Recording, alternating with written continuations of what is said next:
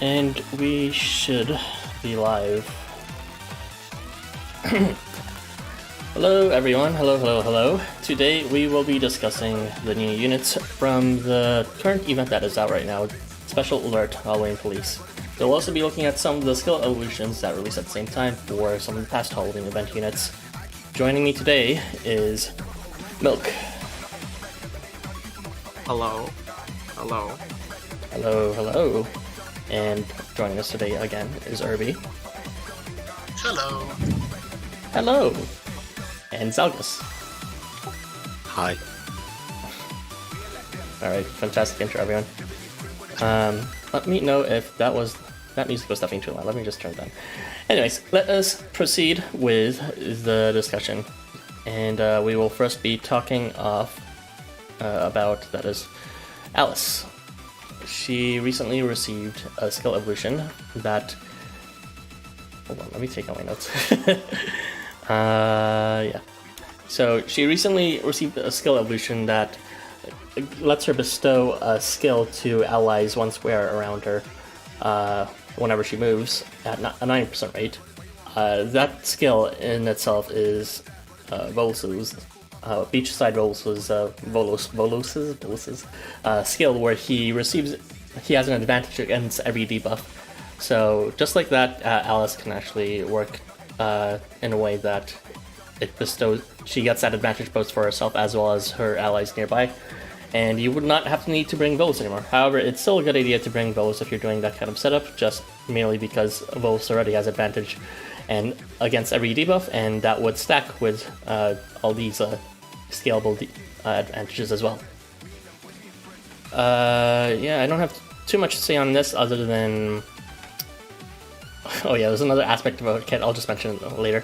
But as usual, Beachside Volos, and I have a feeling that Zhurong is also going to come up a lot now when it comes to debuff focused kits, because as long as Zhurong can keep up those debuffs from the previous event who released, that Zhurong is able to refresh all debuffs on the NEC hits, then this ability can indefinitely last, and you can have full advantage for every turn.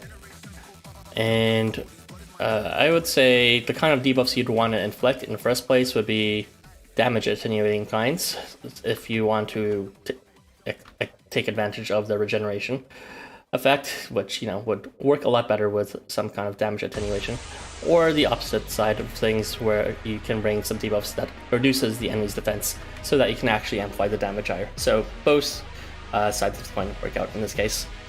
When she moves, she also inflicts skill lock, which is it's okay, I guess. That's neat. It's at 60% rate. I don't have much to say about it, but she now has a lot more incentive to move, whereas before, in her previous skill evolution, she moved to get that magic change, which was good for increasing her range for her limited slash thing, but she didn't have any way to compensate for the damage loss as a result of that. So now you have more incentive to move. Anything else that you guys would like to add? Okay, me first.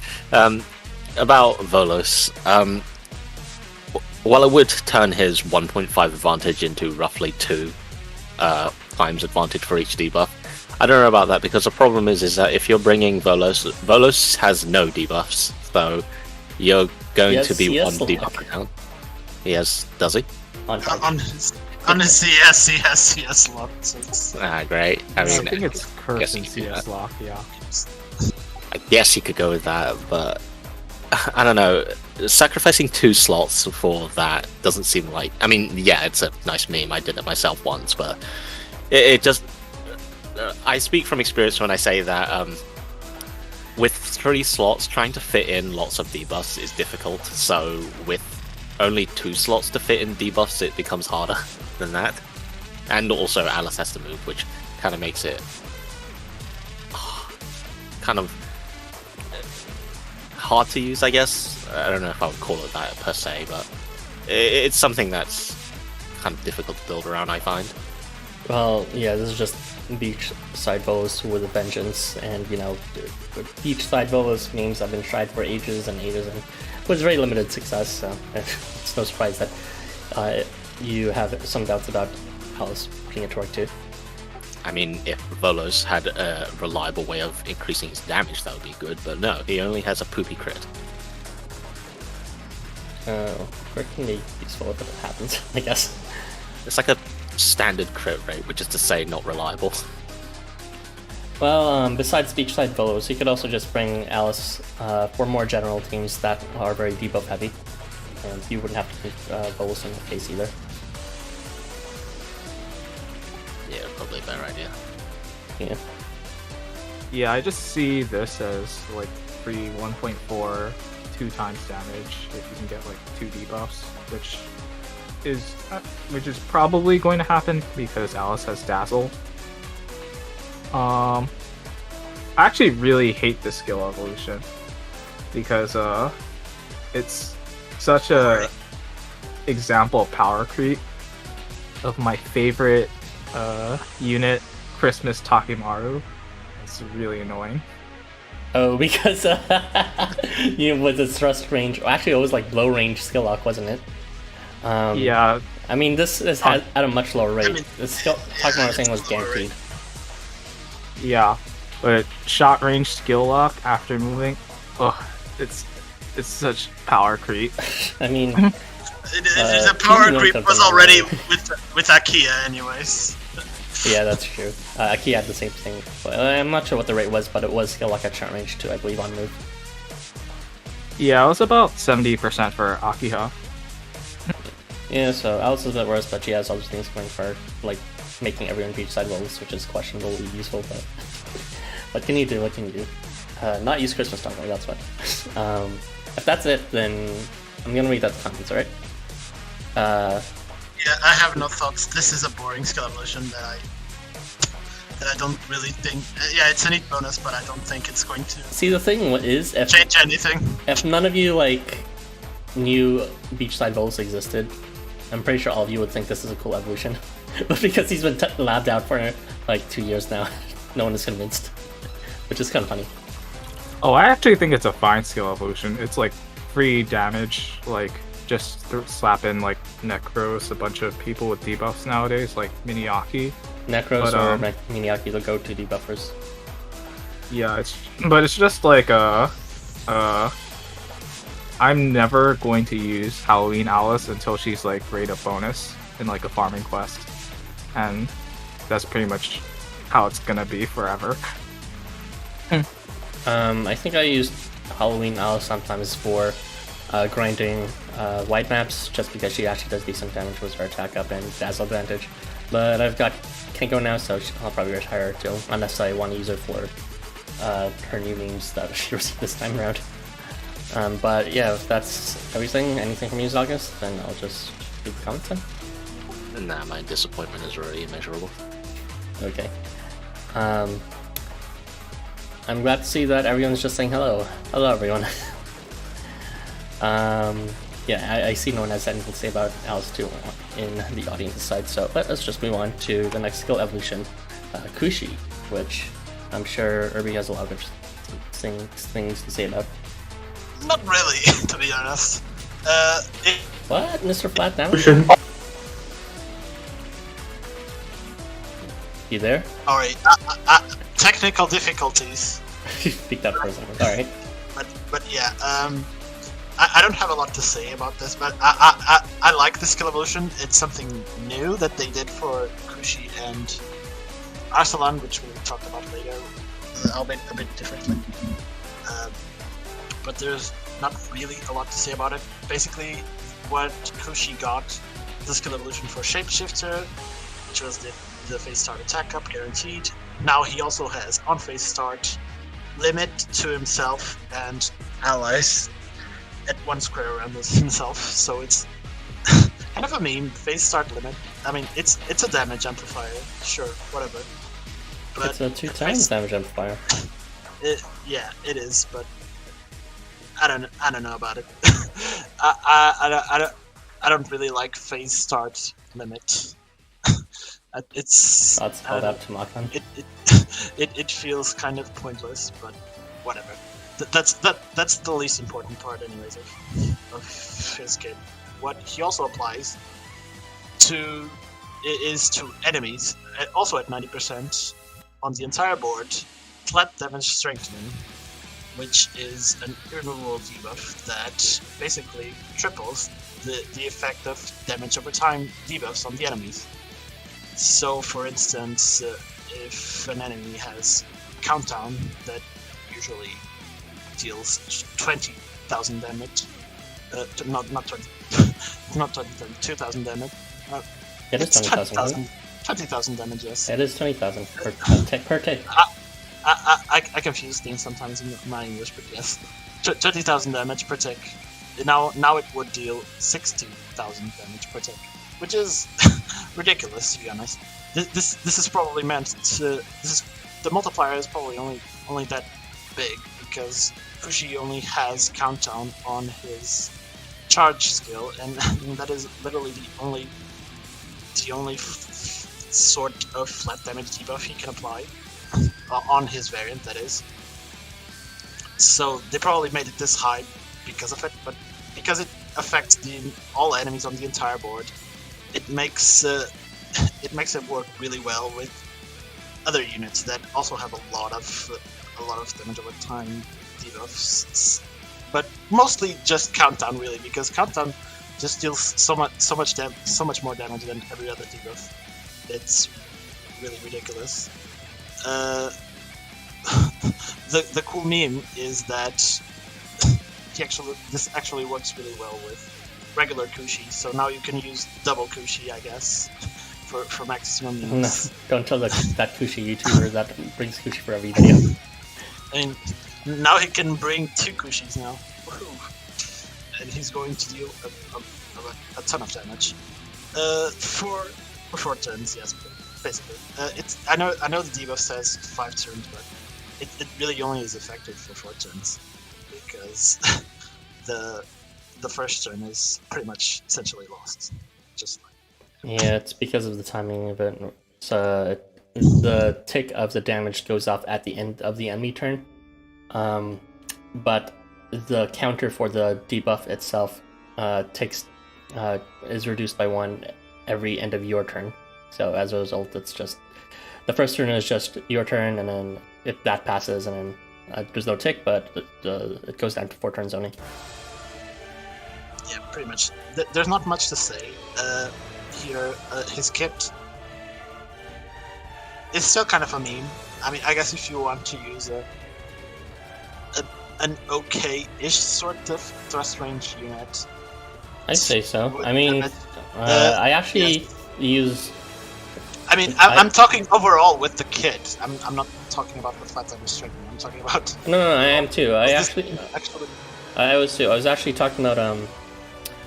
I actually use Garmer sometimes for small maps, because he actually does pretty significant damage to his crit plus. And now Kushi is kind of like a discount version of that, because he has both attack up and limit on base start. So essentially like a crit multiplier. Yeah, it's basically that. The flat damage strengthening doesn't really work well with his kit. It's mostly to use with other units that preferably have countdown, because that's going to be the most significant change there. And that concludes my thoughts. Fair enough. Yeah, I gave my thoughts already in terms of you're never going to use this debuff for any other debuff other than countdown, because that'd just be a waste. Seriously, every other debuff is piddling in damage in comparison to a countdown. And consider using him for like small map grinding quests, like, I don't know, blow breakthroughs or something, because now he can deal decent damage within his thrust range. I would also say, just like the previous unit we discussed with Alice, it could be a good idea to bring on Jurong, because countdown, inflicting it so that it's perpetually up for all 4 turns for a single unit, is not easy if you're not outright refreshing the debuffs. The only way you'd have to do that is to inflict countdown on the enemy's turn, which would mean you would need to like lose a Mephisto every turn, or a Tanatolo every turn, or have them debuff your Kushi on like their turn without receiving countdown on your turn. It's too complicated. At that point, just refresh it with strong. Just rely on Necros and let the enemy hit him. There you go. That works too. I mean, Necros' rate is decent, but it's not exactly high either. Anything else, you guys? Nope. Yeah, a couple of thoughts about this. The first part is obvious, but I don't think it was mentioned, is that this is a new type of effect. This like hot and dot effect. Oh yeah. At least in the... Yeah, I mentioned that at the beginning, that Arsalan also had this sort of new thing. But yeah. Yeah, but this is like a new type of effect, which is kind of weird in the sense that usually healing is thought to be only like additive, right? It's like a plus 600. Now we have to think about an extra multiplier on top of that, or in this case, it's damage over time. So yeah. I mean, how we discovered the multiplication factor was always missing from these flat HP effects. Like scaling damage could get away with having so many multipliers, and that's why it was useful over flat damage like 80% of the time. So I'd say we need a lot more status like this just to make flat damage able to compete.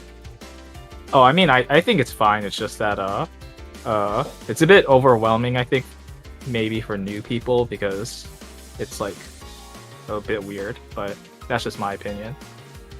I mean, new players probably won't be doing countdown strategies. Those are quite specific. The second thing is that the limit from Kushi is actually kind of good in the sense that Kushi usually wants to be like hit a lot because of Graveyard Lurker plus, and he has Guts and plus CP after being hit. So at least in the times that I've used him, like, I don't know, 2 years ago, he was usually hovering around like 1 HP. So limit is fine in my opinion, even if it's phase start. Yeah, I see. The classic Guts limit combo. I agree, yeah. Also, he can equip Tetsu Wakan AR, so he can get his CS pretty fast nowadays. I mean, yeah, but it's still not full damage countdown anyways, unless you have him at Sacred Artifact level 100. Which I'm sure that one YouTuber does, but... I mean, it's fine. It's like 10k to now 30k when you use him. Like, it's not like that big over full countdown, but for his like, compared to his original functionality, it's quite an upgrade, I think. And I mentioned the Tetsuwan AR just because you can spam it a lot. So, yeah. It's probably going to be needed because he will definitely need to charge under that 4-turn window. I see. Yeah, honestly, it is a good idea what Mook is saying. You don't need to bring someone who has countdown. Kushi is self-sufficient in that, even if it is simply reduced damage. I mean, he's an okay unit. Good self-sustenance with his Guts and Regeneration in first place. So just give them a bit more damage on top of that without having to go full countdown aim.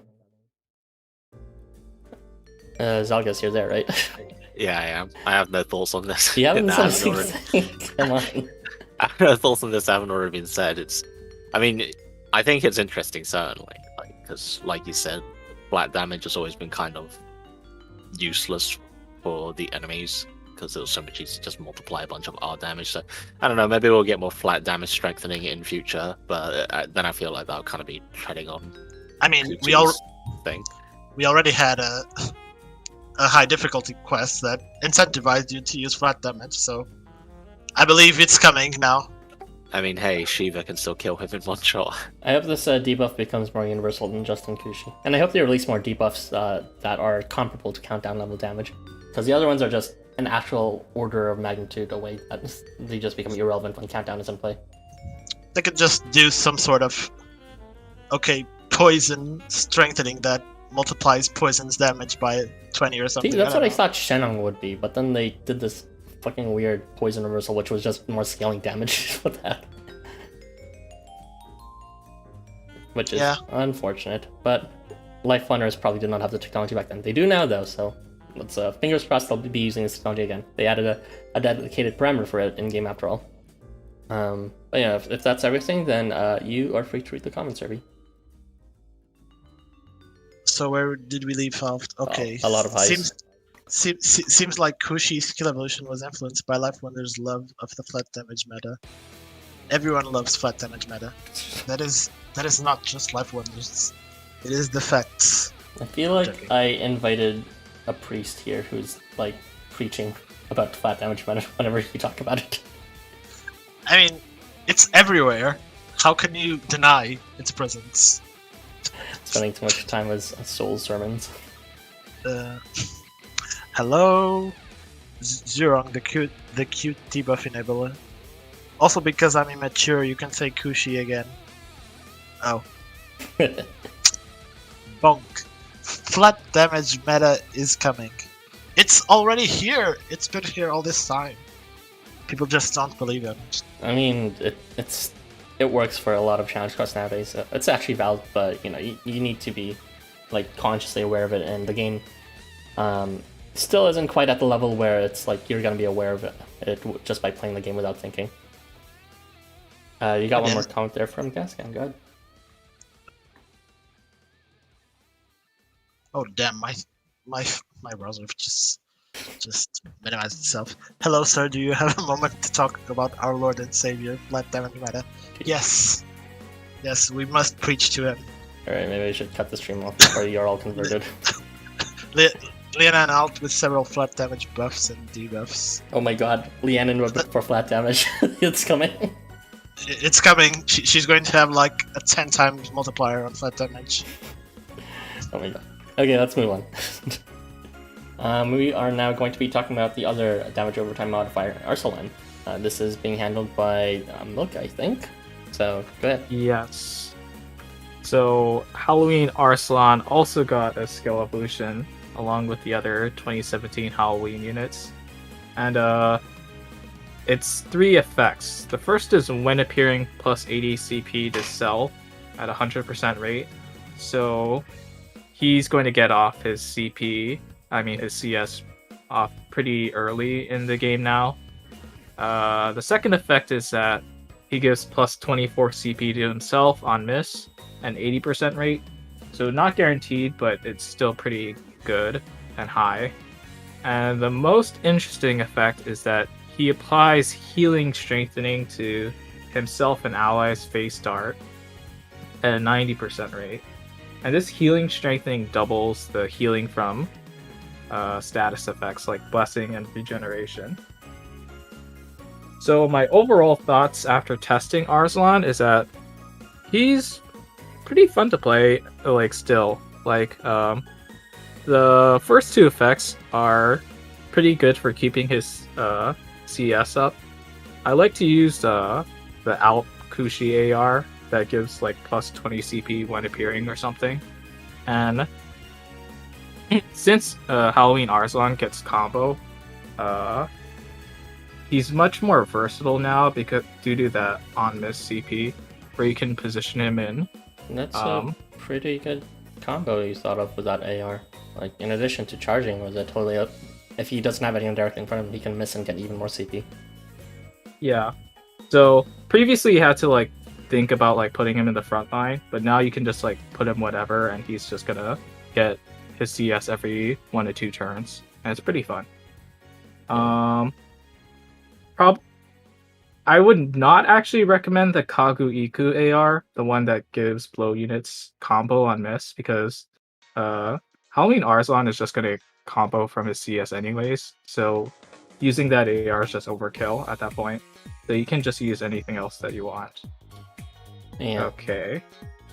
So with that half, okay, you can go. Yeah. Thank you. I was looking at his effects, and none of them are on attack. So essentially, he can spam charge, but it'll pretty much only be for damage and to get your next charge, which is a bit funny. Spam damage before you get your next charge. Yeah, he's kind of like a half magic, half low range unit. Yeah. And his damage is actually kind of high just because it's CS damage. So yeah, it's ×3 for his CS. So that's a damage buff in its own. right? That's an interesting way of looking at it. Rather than saying Arsalan has his charge buff, and I guess it'd be more useful to say he switches between the two ranges. And if you have the Tetsu Wakan AR, then you can just go faster and have an extra +2 CS multiplier. Yeah. Unfortunately, I don't have it, so I can't speak to that. But Yeah. I have it and I tested it and it's really good. So I can attest to this.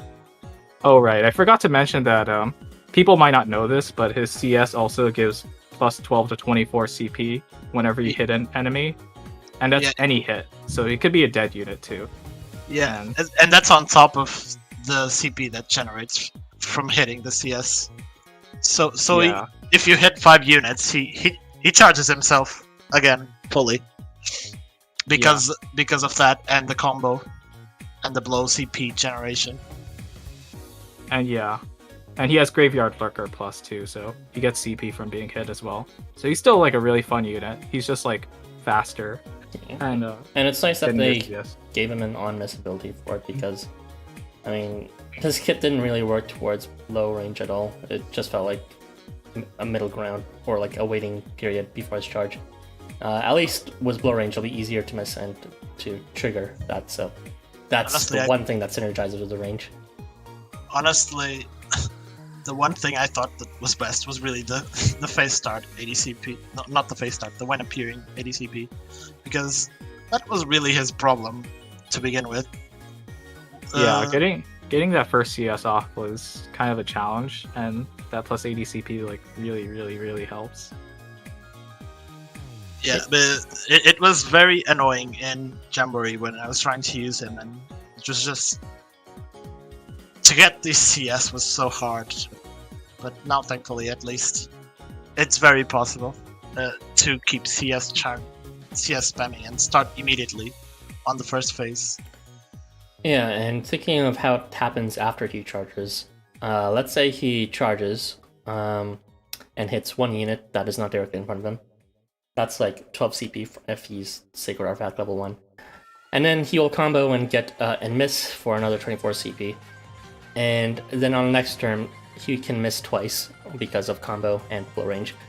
So that's like over 80 CP again, maybe even like 90-ish CP by the time the turn after ends.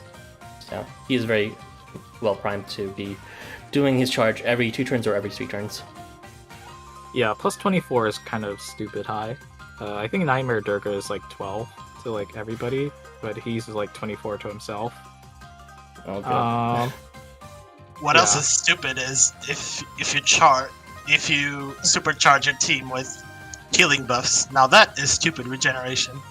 Yeah, so let me get into that. So the second part of his kit, his skill evolution is this new healing strengthening, which doubles healing effects. I originally thought it was just kind of like meh when I like was putting it into the wiki, but like when I actually used it in practice, it's kind of like significant in the sense that if you have blessing and regeneration on Halloween Arsalan, with healing strengthening, those together heal him by 2,800 HP, which is about 40% of his HP. So it's quite significant looking when you actually use it in battle. So yeah, if you have like 2 healing buffs, it's now like 4 healing buffs. If you have 3 healing buffs, it's now 6 healing buffs, etc. etc. I mean, healing buffs never really seem strong just by their absolute values, but it's like it's more helpful to think of it like in relation to what the total percent of their health is. As you said, 40% is a lot. So rather than thinking, oh no, it's only like 800 HP multiplied by 2.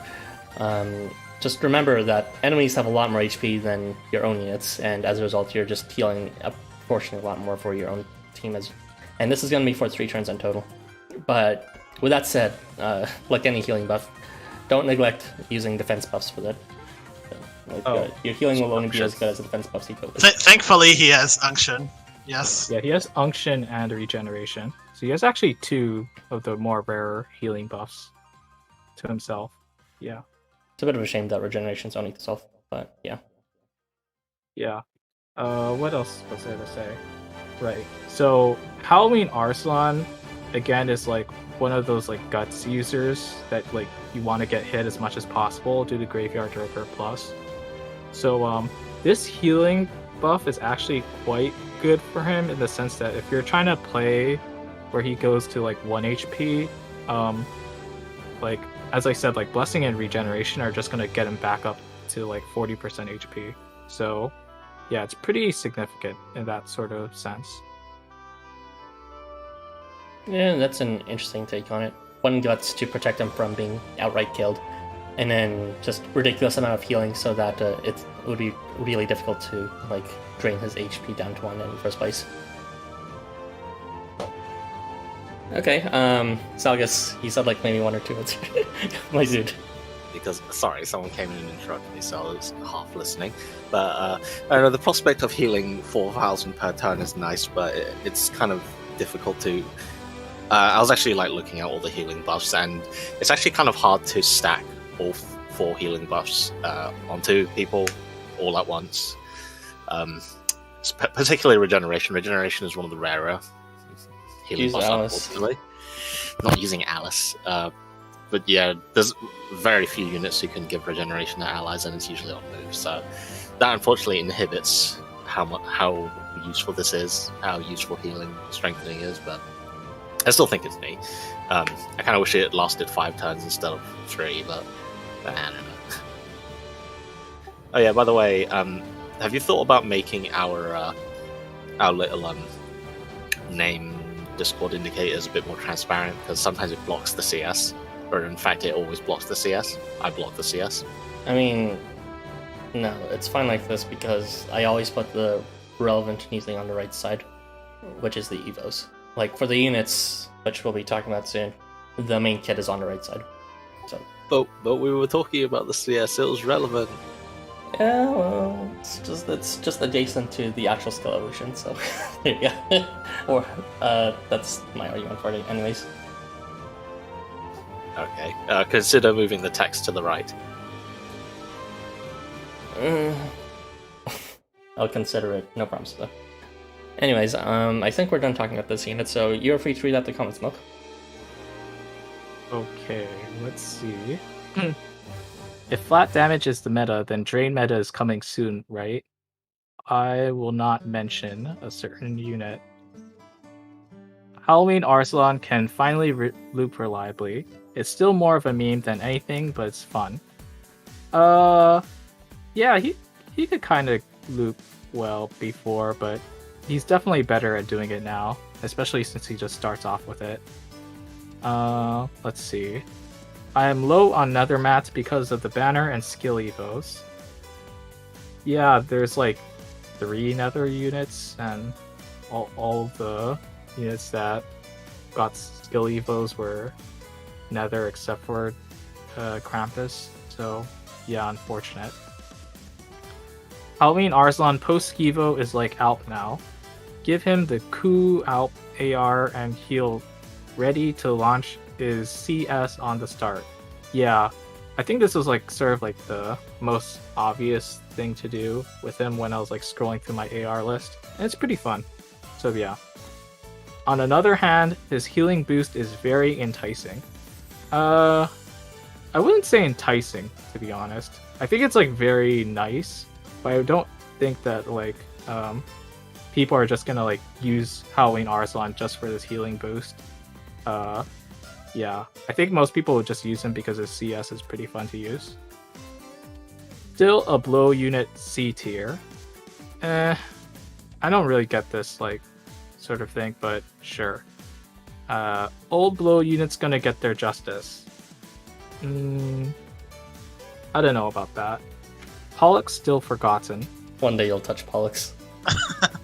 What do you mean? Pollux is great. Just spam his CS with evasion. Evasion on move is the best ever.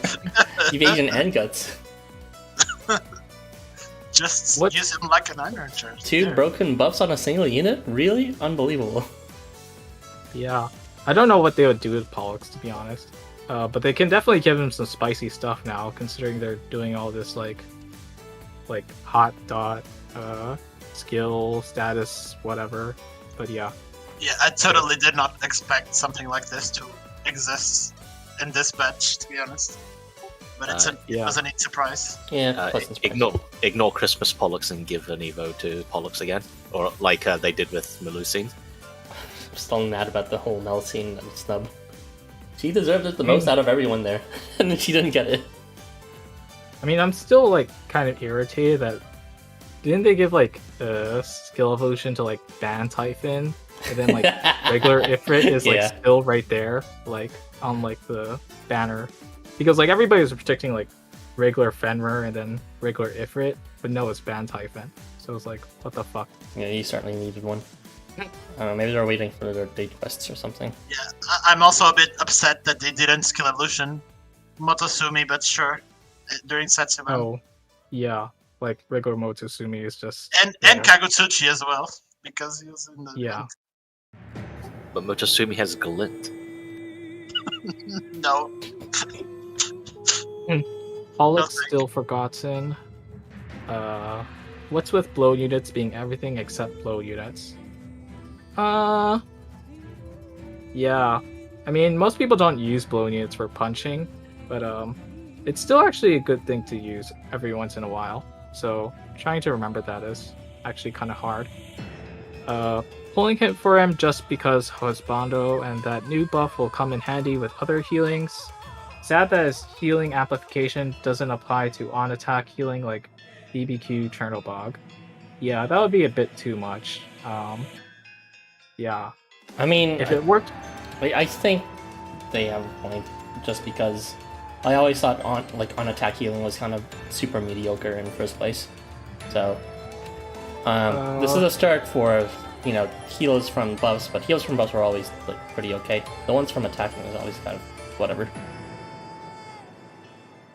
If it worked with non-status healing, that would have been nice to heal enemies to full with Z's. Sag.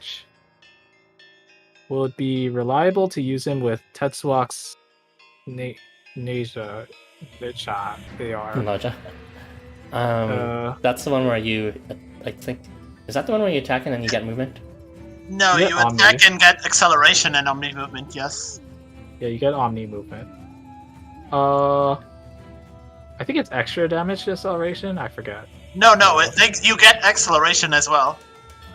Really? I yes. Think it's... No, you get acceleration and Omni movement. Okay, I'm gonna look this up right now.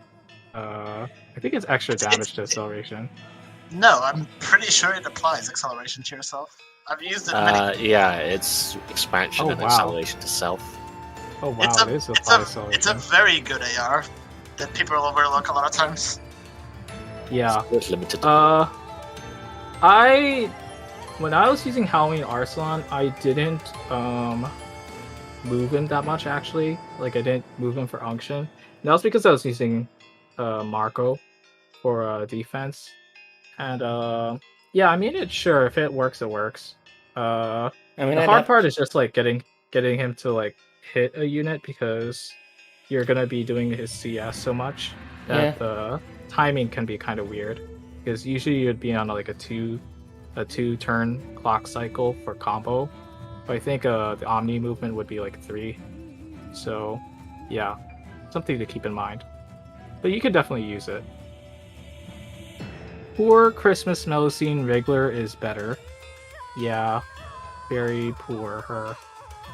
Even before her Evo, she was still better.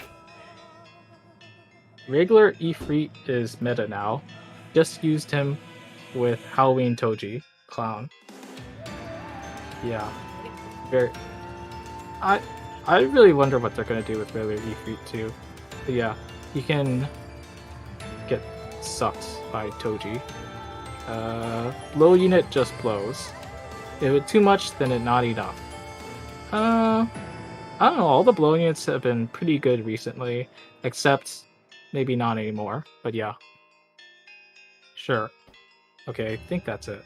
Okay. That was actually a good point about Toji Gaskan, but we're not talking about Toji yet, so save those thoughts. Okay, we will now be talking about the last skill evolution of the bunch. This will be handled by Zalgus, I believe. So, Yes. By the way, I get to actually talk now. you were able to talk all this time. I know. Right. So, Jiangxi. By the way, don't play with your mic wire if you can. Oh, did I just make a horrible noise? Okay, then I'll try and sit still. Okay, so Jiangxi Krampus, he got a new Evo that I think is fairly interesting. Honestly, all the Evos this round have been pretty unique. But anyway, so the boring part... Oh wait, no, never mind. My thing was broken on the thing. So the boring part is that he gets a 1.5x multiplier to nullify buff, which is nice. He applies nullify buff himself when he attacks, so 60% chance at a 1.5 multiplier, which is, yeah, that's, fine. The interesting part is that when Krampus moves, he will remove all of his own buffs and then reapply every single one of them, which will effectively reset the duration on all of them. So he can basically have infinite duration buff so long as he keeps moving. That's pretty. I think that's pretty interesting personally. There's some. I mean, one of his problems they used to have was that he had attack up and defense up when appearing, and then once those ran out, he was kind of shit. He didn't really do anything. I mean, I think the idea was his damage would pick up with Stigma that came later. I guess, but it. I mean, it's always obviously better to just stack them together, which he couldn't do. But since those two are long-lasting, it's now trivially easy for him. You just have to move him once every 4 or 3 turns, I guess, to refresh those buffs. But it also makes buff stacking really easy on Krampus, as long as you move him occasionally, or perhaps every turn, depending on what buffs you put on him. You can indefinitely have any buff as long as it has at least 2 turn duration. So there's plenty of obvious ones, all the standard ones, but the most interesting one is movement expansion. Movement expansion lasts 3 turns, so Krampus can effectively have omnidirectional movement permanently, which, as we all know from a unit like Lianan, that's very valuable. There are 4 units who grant it. Beach Gotaro, but he has to die, so that's not ideal. Nightglow's Kuragane, but he doesn't provide any other buffs for Jiangxi Krampus, so that's not great, although Kuragane is a fine unit in of itself, but he wants to move as well, so there's a clash there. And also he gives the movement expansion to himself anyway, but... and the 2 units who would actually synergize with Krampus is Jamboree Shiro and Yoritomo 5. They both grant movement, expansion, vigor, and spirit. Jamboree Shiro also grants glint, but Yoritomo is more reliable in how he buffs, I think, because he does global vigor at 100% rate instead of 50% on hit like Shiro does. So I think those 2 are good partners. Although if you want to use Jamboree Shiro, you have to actually own him because of the way his movement expansion spreads. So those would be good. Those would give infinite duration movement expansion on Krampus. And besides that, it would be best to just pair Krampus in this case with any units who provides lots of buffs, preferably defense and attack buffs. So someone like Beach Chernobog who gives Ardor, Unction, Blessing. So now you've got an additional attack buff, defense buff, and 2 healing buffs. So that's a lot right there. Or you could do a Tribesman, which would do regeneration and unction, but you have to move once to do it. And then you could just get him killed if you want. Then there's someone like Volos who could give regeneration, combo, and nourishment, but then you need to move twice. But there's a lot of things to play around where you can stack a bunch of buffs onto Krampus, and then he just moves for the entire fight with like a million buffs on him with movement expansion if you have it. So the more units we get with like a wide variety of buffs, I think this will get stronger. But I definitely think it's interesting to just have a Juggernaut roaming around with infinite duration buffs essentially, although he'll get fucked by anything that removes buffs, especially if it's en masse. So that will be sad. But Also debuffs that prevent his movement. He's not immune to he's only immune to things that reduce his damage, so just paralysis in this case for stopping his movement and bind. the purification meta is here. I guess you could do that. Oh yeah, actually, yeah, you could. That's a good point. Actually, I didn't think about that because I completely forgot about purification. He should be able to get purification and then have that infinite duration. Is purification strengthening or nourishment strengthening a regular buff or not? It's irremovable, I think. Yeah. Ah, fuck. So okay, that would have been really good. But still, Saratahiko can give Arda purification, so he could be a good choice if you wanted him to be more resistant to debuffs. So, but yeah, just if you're going to play around Krampus, just pair him with people who grant lots of buffs. Maybe even kill the front line off and have backliners who give even more buffs, and yeah, do that. And bring purification if you're scared of debuffs, or someone who can remove debuffs quickly from Krampus, like Jamboree Eisen. So, I actually, despite me not owning neither Krampus nor Yoritomo nor J-Shiro, I want to play around with that because it just sounds funny, but I cannot. To give you an idea of how strong this Evo is, consider his base kit has no abilities where he moves at all, and this one ability makes you want to move him every turn, so he doesn't need any other reason to move other than this one thing. It is quite good, but yeah, keep in mind it's neat. Yeah, the buffs do need to be at least 2 turns long, so you can't refresh buffs like crit. Just putting that out there. Actually, one thing nice that you can do is he can get prayer from the Arc AR, so you can also get Glint and concentration for a permanent 30% rate up, and that will make Nullify buff almost guaranteed, or guaranteed if you skill seed him, and that will make remove buff also very likely. So there's definitely a lot to play around with here. Well, I wish I could share the enthusiasm, but as someone that used Krampus as the main selling point of a damage dealer that does not need to move, I think this kill evolution kind of just... I mean, it doesn't prevent him from doing that. It doesn't subtract it. It just gives him... It doesn't subtract it, but it didn't add anything into it outside that maybe 1.5 multiplier, so... Yeah, Krampus thing has always been able to attack without needing to move. So it is a very different playstyle. I don't think it's a negative, though. It just means he has 2 different playstyles he can do now. That's a stupid skill evolution, I think. Like, where if you just like build a team around like giving him everything, like as was said earlier, and just like have him pseudo solo clear everything. Well, I mean that would be hilarious, but you gotta remember that he only refreshes the buffs for himself. If the other allies die, then it's like he'll be by himself. And you better hope he can survive by himself at that point, then. Oh, well, I'm sure he'll be able to as long as you give him defense and regeneration. Yeah, you definitely can build a way to was it just have him tank everything? I mean, the effects aren't severe enough. The only thing you can refresh is like Adamantine, I guess. Yeah, what? This is what Malkan's Evo should have been. What? Malkan kind of plays like as a movement, a unit that you keep on moving to survive too. Except Krampus is just that, except for steroids, given the right setup. Oh, you meant defensive buffs, didn't you, Erbie? Well, he could get unction as well. Oh yeah, I forgot about that. So, I mean, also it can get cuts. I forgot about that. Never mind. Speaking of Adamantine, I was looking at who can give long-lasting buffs, which is Brawn and Adamantine. If, for example, you didn't want to move Krampus every turn, so you want to give them the longest-lasting buffs, Adamantine and Brawn and Regeneration are all extremely rare.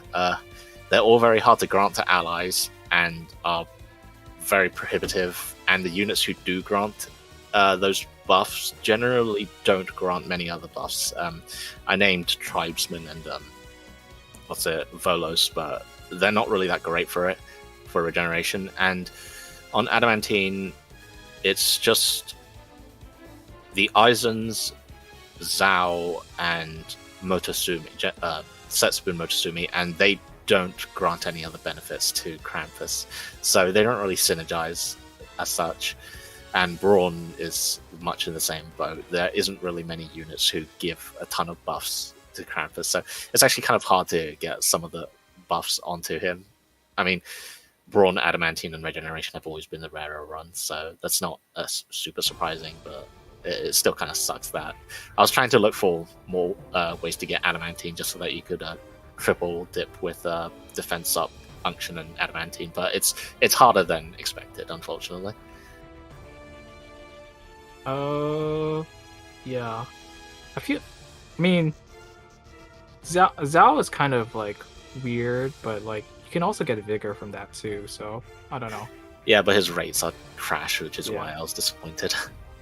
Yeah, I was imagining kind of like an Itzamna setup because of like glint and concentration prayer or whatever. So, yeah, I don't know. Yeah, it's Tara, you haven't mentioned Itzamna Tangaroa once.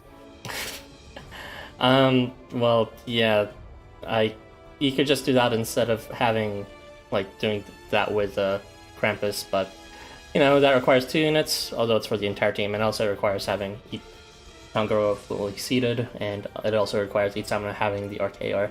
So there's a number of things to consider there. Krampus, you know, is a lot more selfish in that regard. But, yeah. Right, the buff refresh is also 90%, so if you're trying to do this juggernaut strategy where you just move and return, consider giving him glint, concentration, or prayer, or skill seeding him, because you do not want to drop buffs by failing a proc.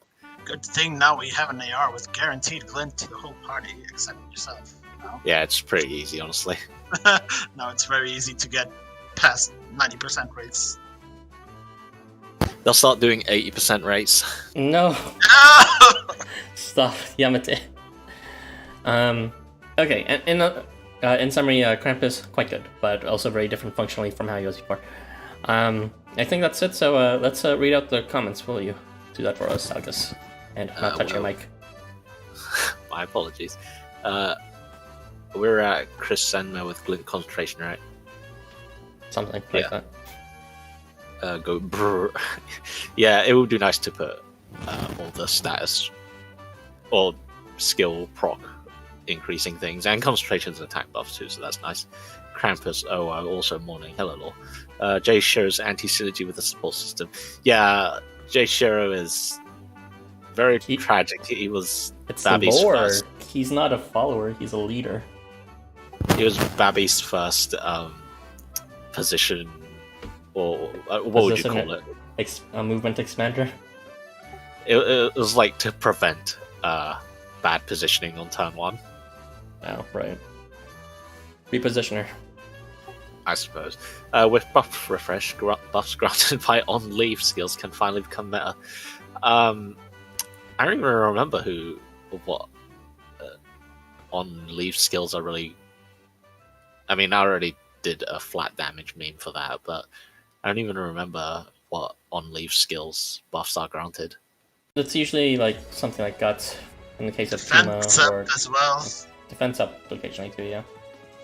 Sometimes it's offensive though, like There's also sometimes glint. but yeah, they're not particularly super rare, they're just useful for clutches, but you can still get them through regular methods too. Feels like there's a lot more flat damage and healing. Yeah, I think Jiangxi Tetsuox also had attack up, defense up, but I think that was like the original intention was that like once Krampus like gets his stuff like lost, that you just like kill Tetsuox and get it back. But yeah. Oh wow, sacrificing Tetsuox for Krampus. It's okay, he would want that. Yeah, actually he would, huh? Yeah. It's the move Slutski though. Yes, it is. He seems like he's similar to Christmas EJ now if you build around him. Probably not quite as degenerate. Yeah, probably not until you just start stomping through everything. If you need one turn burst, then or quick burst, then Christmas EJ is probably your man. But Krampus can definitely sustain for a long time. They're different. EJ prioritizes immediate damage while Krampus focuses on long-term enablement. Yeah, right there. He is one of my main damage dealers, so that's a plus to me. Yeah, as long as you can build around him, he'll definitely serve well as a primary damage dealer. As long as the enemy description left Gazer. Well put, Gazer. Yeah, that is pretty much it. By the way, LifeWonders still waiting for a strengthening that increases the turn count of buffs. So it's right here. I don't know if they'll do. I feel like the way they have buffs programmed, they like if they have to resort to this to reset the timers, then I mean they do that for debuffs too, where they currently resort to just removing them and then reapplying them to reset them. But I don't know, we might get something that increases their duration somehow, but I'm not holding my breath on that one. I mean, it could happen. Like, LifeWonders has been very creative with their new skill effects and effects in general now, between these dots and these skill statuses, and I wouldn't put it beyond them at this point. They seem to be experimenting a lot with what the game could do. Yeah. Just give him RKR. Yeah, that would be good because it would grant prayer, which you pretty much can't get from anywhere else except from an Itzamna also using the RKR, so you would need it in the end anyway. Is Nullified debuff good for him? It would be okay, except Nullified debuff and Reflect debuff are consumed when they're used. So yes, he could just keep them forever and protect him from debuffs, but it would only be the one. So, but having that extra layer, yeah, just use Purification instead. But then again, having the extra layers of defense against debuffs might be good too. There's definitely units you can keep giving it to him, like what's his face, Gangly. But yeah, Nullified debuff. I mean, it's good, but no more than anyone else. Yeah. Yeah. Except I guess he can keep it for a long time to keep him really safe. But most of the time, Nullified debuff is pretty easy to get onto units, so you can refresh it pretty easily. It's a pretty long lasting buff, isn't it? It's like 4 or 5 turns. I don't remember. By increasing turn count, I meant something like allow you to keep buffs like crit for longer. That would be nice, but then it would not even be broken nowadays. Let's be honest. There's plenty of crit discourse. I guess not, but yeah, we do have a fair few crit pluses, like Otohime and Babe. But yeah, taking Darva there. I could, or I could say Tetsuox instead. But yes, that would be interesting, certainly, to make the one turn buffs more than that. But for now, I guess we have to stick with 2 turn buffs. But if Krampus could get permanent crit and all the crits, that would be insane. Actually, that would be really fun. LifeWonders, do it.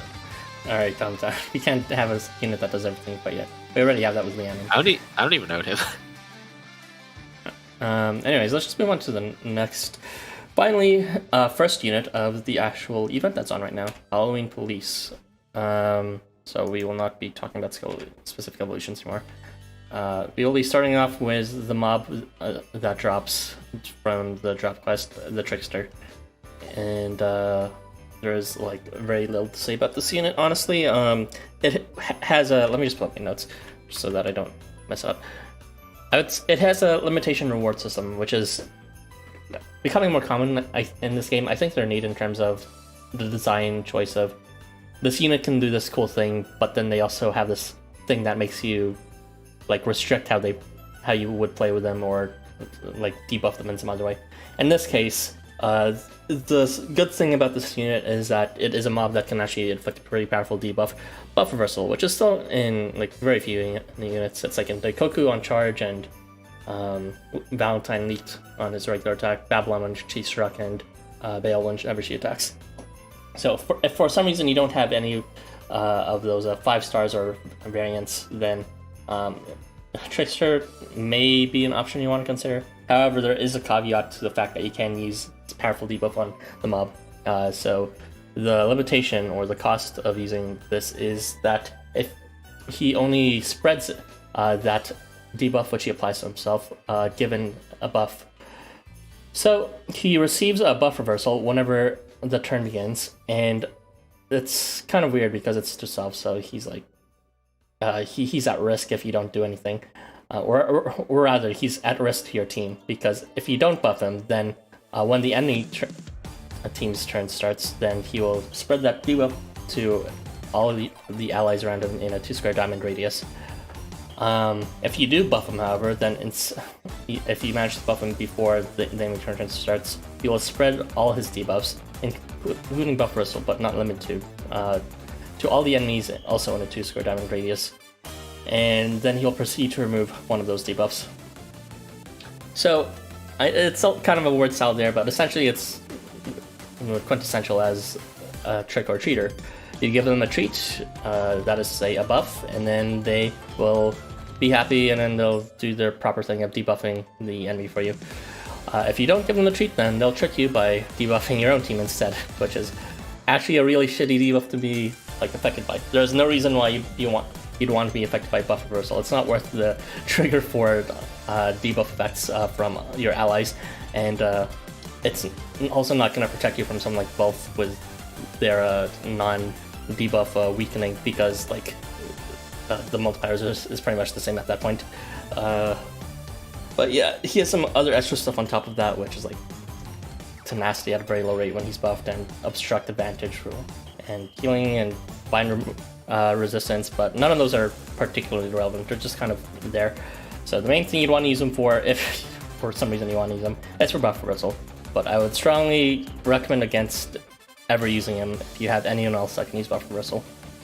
But it is nice to have if you don't have Valentine Leak, or Babylon, or Bale, or Daikoku. Pair Trickster with new Azathoth. New Azathoth. What does he do? Why am I asking that? I have no idea. Also, you can pair him with Hotei as well. I'm gonna need some explanations for that one. That occurs next time. No, it is very good to pair him with Hotei, though.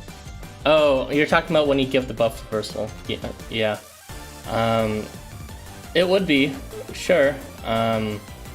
If you didn't have any other unit that could do buff reversal instead. Again. You're not really. You No.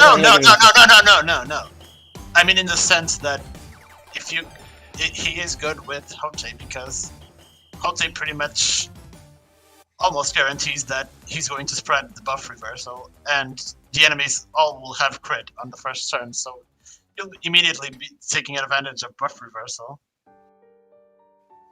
I mean, yeah, but like I said, probably just better to use any other unit at that point that has buff reversal.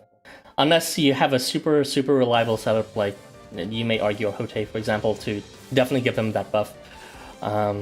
Then yeah, I would just advise against it and use some other buff reversal unit. Keep in mind also 90% rates for his removal of the debuff, so that's a bit tricky there. Even if you do give him the team with 2 over. Zalgus, no. Okay, that's all my thoughts. You guys have anything else to add on this? I think they are very neat for this farm quest. I saw your one turn clear was one of them. Of course, it was Infernal, but fair enough. It was a good run. This is not really using them to their full extent, but you can use them as a budget refresher for Jamboree Eisen. But yeah. Oh, you mean for his debuff effects of yeah, his crit? you just ignore. Well, I guess maybe you could nah, you probably have to. Yeah, you probably have to just use one or the other. But yeah, you can refresh Jamboree Ice and stuff with this. What does he even have other than crit? It's Adamantine is probably the only okay thing, but still, most of the effects for from Eisen would be cancelled out by buff reversal. No, he has Adamantine and Tenacity, so if you can get both, it cancels out, I guess. That's a really, really crappy solution, but I guess so. When 90% of it cancels out, I don't think it's a good idea at that point. Okay, any other thoughts? If not, then I'm gonna go read up the comments, if that's alright. Yeah, it's probably fine. No thoughts. No thoughts, head empty. What was the last comment we read? Just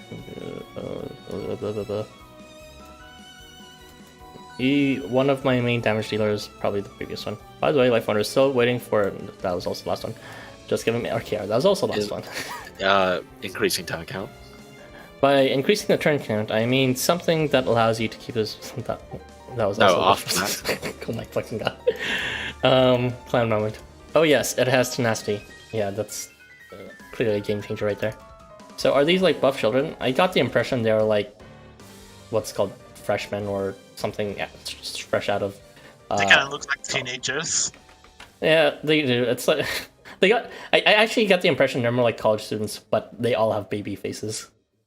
Because it's like they're unusually I think they should be children, because they're like trick or treating. Hey, adults can trick or treat too. It'd be weird, but they can. And their profile says children, so yeah. Well, but I don't know if that means like in the Japanese way of children. I don't know, like if that's like some weird Google Translator. But yeah, I think they're children. Okay, let's not talk about this in this discussion. This is not what the discussion is first. Let us move on to the next one. Yes, they're just gremlins. So we will now be talking about Ebisu, which is the namesake title of this event. Hooray, we have so much positive things to talk about this unit. I believe this is going to be handled by Milk. Yes. So I actually wanted to talk about this unit the most, surprisingly. So as some of you might know already, Ebisu is a very, very strange unit this event. In the sense that his rules are kind of all over the place. So I'll try to pick them apart one by one. But the first role that he has, so to speak, are these two after buff debuffs, which are Bind and Freeze. Bind is at a 40% rate and Freeze is at a 50% rate, so they're kind of low.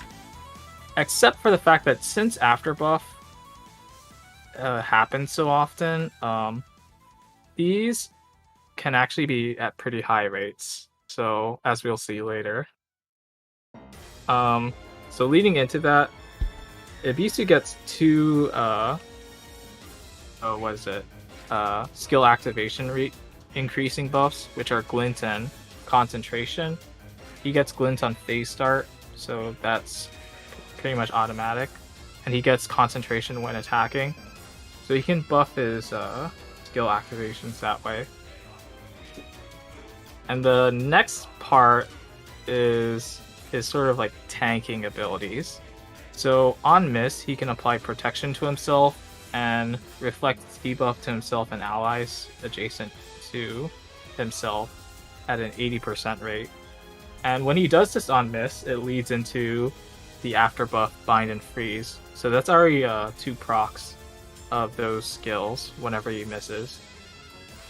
The next part of on miss is that he deals flat damage to enemies in shot range at 4k HP, which is kind of like just an okay amount, but yeah.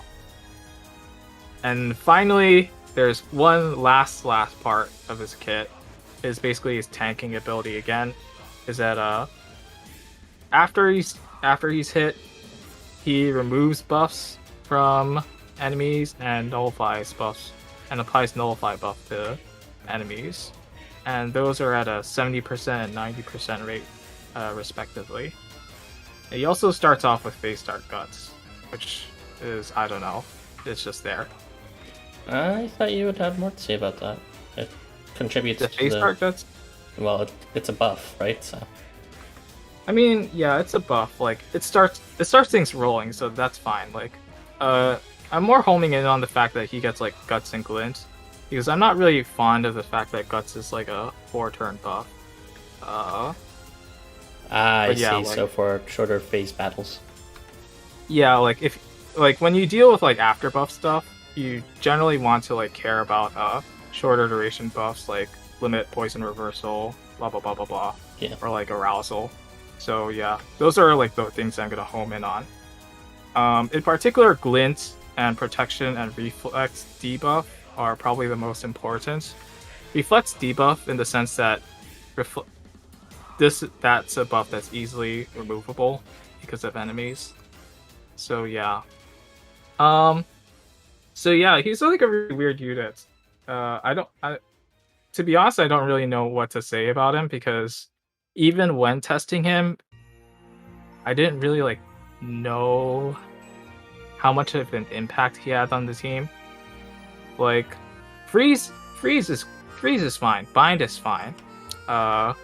Freeze buffs your team's damage by however. It's just one buff. You can spread it in a 2x3 range if you like have him like activate it like in one column, then move him to activate in another column. So that can be like a wide spread of bind and freeze. Yeah, double shot. That's kind of cool. Yeah. Reflex debuff is actually rather rare to spread to allies. Yeah. So that's kind of coolish, but we got a Triton whenever he attacks, as well as the Hotei Kami 5 whenever he receives a buff or something. So, but most of his triggers, Hotei Kami, would be reliant on him moving. So I think that's one thing Ebisu has over those two is he doesn't need to attack to do it, and he doesn't need to move to do it either. Yeah, the third is like I don't know, everybody's favorite 5-star Tsukuyomi, but yeah. I haven't fully seen it, and I already forgot he did that. He's a cripple. Yeah. There are some generic suggestions that I would make. Is to put the Kagu Iku AR on Ebisu. Like, you can watch Baro-sen's video and then hear like Ebisu like say like 7 skill activation lines in a row. Because of combo. And with combo, he gets like minus 8k HP to enemies in shot range if he misses, which is like Smoky God level damage, which is okay, but the range is kind of small because it's gonna be thrust range basically. Yeah. And as a blow unit, like when attacking, because he has freeze and concentration, he can do like a bit of damage. His attack stat is pretty low. It's like 3,600. But like, sure, it's like 2.3 times 2.2. So he's gonna do something like in like the 10k, 20k range. And his CS is almost never going to activate unless you like force it to, but it's like kind of shit. It just doesn't like synergize well with anything that he's doing except like healing him a slight amount. Okay. So those are my general impressions. I do have one specific thing, but I kind of want to hear what other people say first. Okay. So you mentioned that what's it called? You were having a hard time how he helped in the team. It really depends on how you use him, as you said. Like, being able to disrupt 2 different columns could be good, but you have to be aware of the fact that you can do it twice. You just have to intentionally move him around. And you should also try to be hitting with him on turn 1 as much as possible on phases, just so you can get the concentration up so the rest of his kit can work even more synergistically. Because the concentration not only improves the rate, but it's also a buff in itself that may trigger the debuffs. And I would separate the 2 different things. What you said was tank with his buff removal stuff, because that could also just be removing defense buffs from them too at that point. So it could be an offensive sense. So he's kind of follows the mummy motif in that way of you're not supposed to hit it, I guess, because you get cursed in some way. That curse being you will be punished by being denied your buffs. And he's also quite tanky too, as you said, with the protection and guts and reflect debuff, and even bind can be considered as part of that too.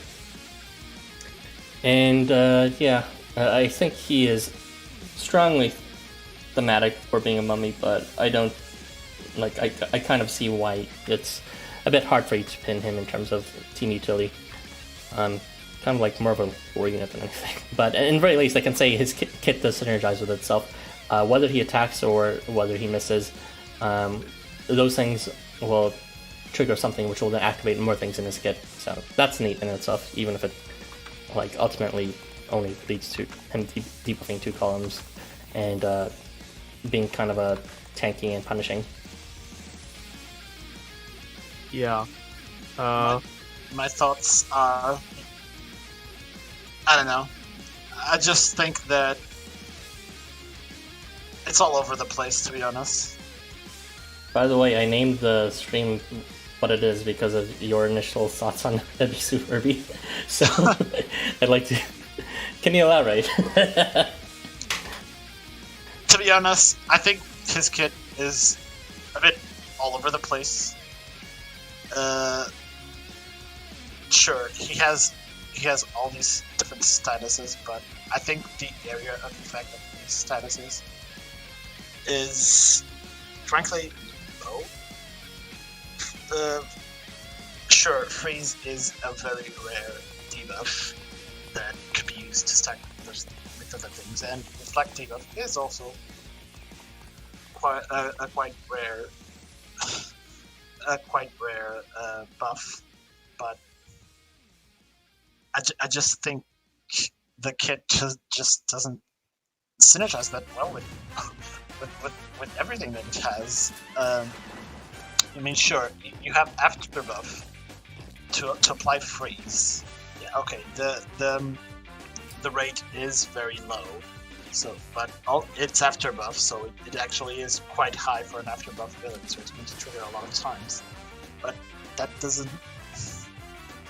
Why?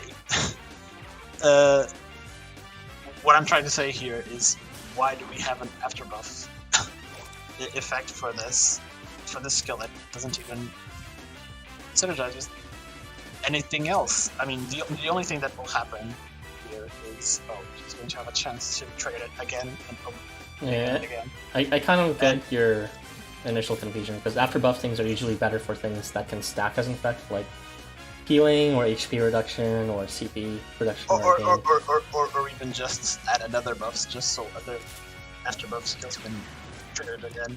Yeah, but this one is kind of just like you activate it once and then it doesn't matter if it activates again because the enemy already has it. Yeah. Yeah, and there's also the fact that I don't know, as a defensive unit, he isn't exactly providing any defenses to your team. He's not a defensive unit outside of Binding. He's a tank, but for himself. Yes, it's a bit pointless since he's not going to be dealing any damage. He has concentration and freeze, so he could do damage. I'm not sure. I'm not sure by this. I'm not sure by this, but I think concentration would activate freeze before the calculation, so he would only need to attack and then they would both go through. That's what my intuition tells me, though. I haven't been able to test him. But no, he would not be able to clear board, obviously. He's just for single target damage. And also his CS is just very dumb. So, I don't know.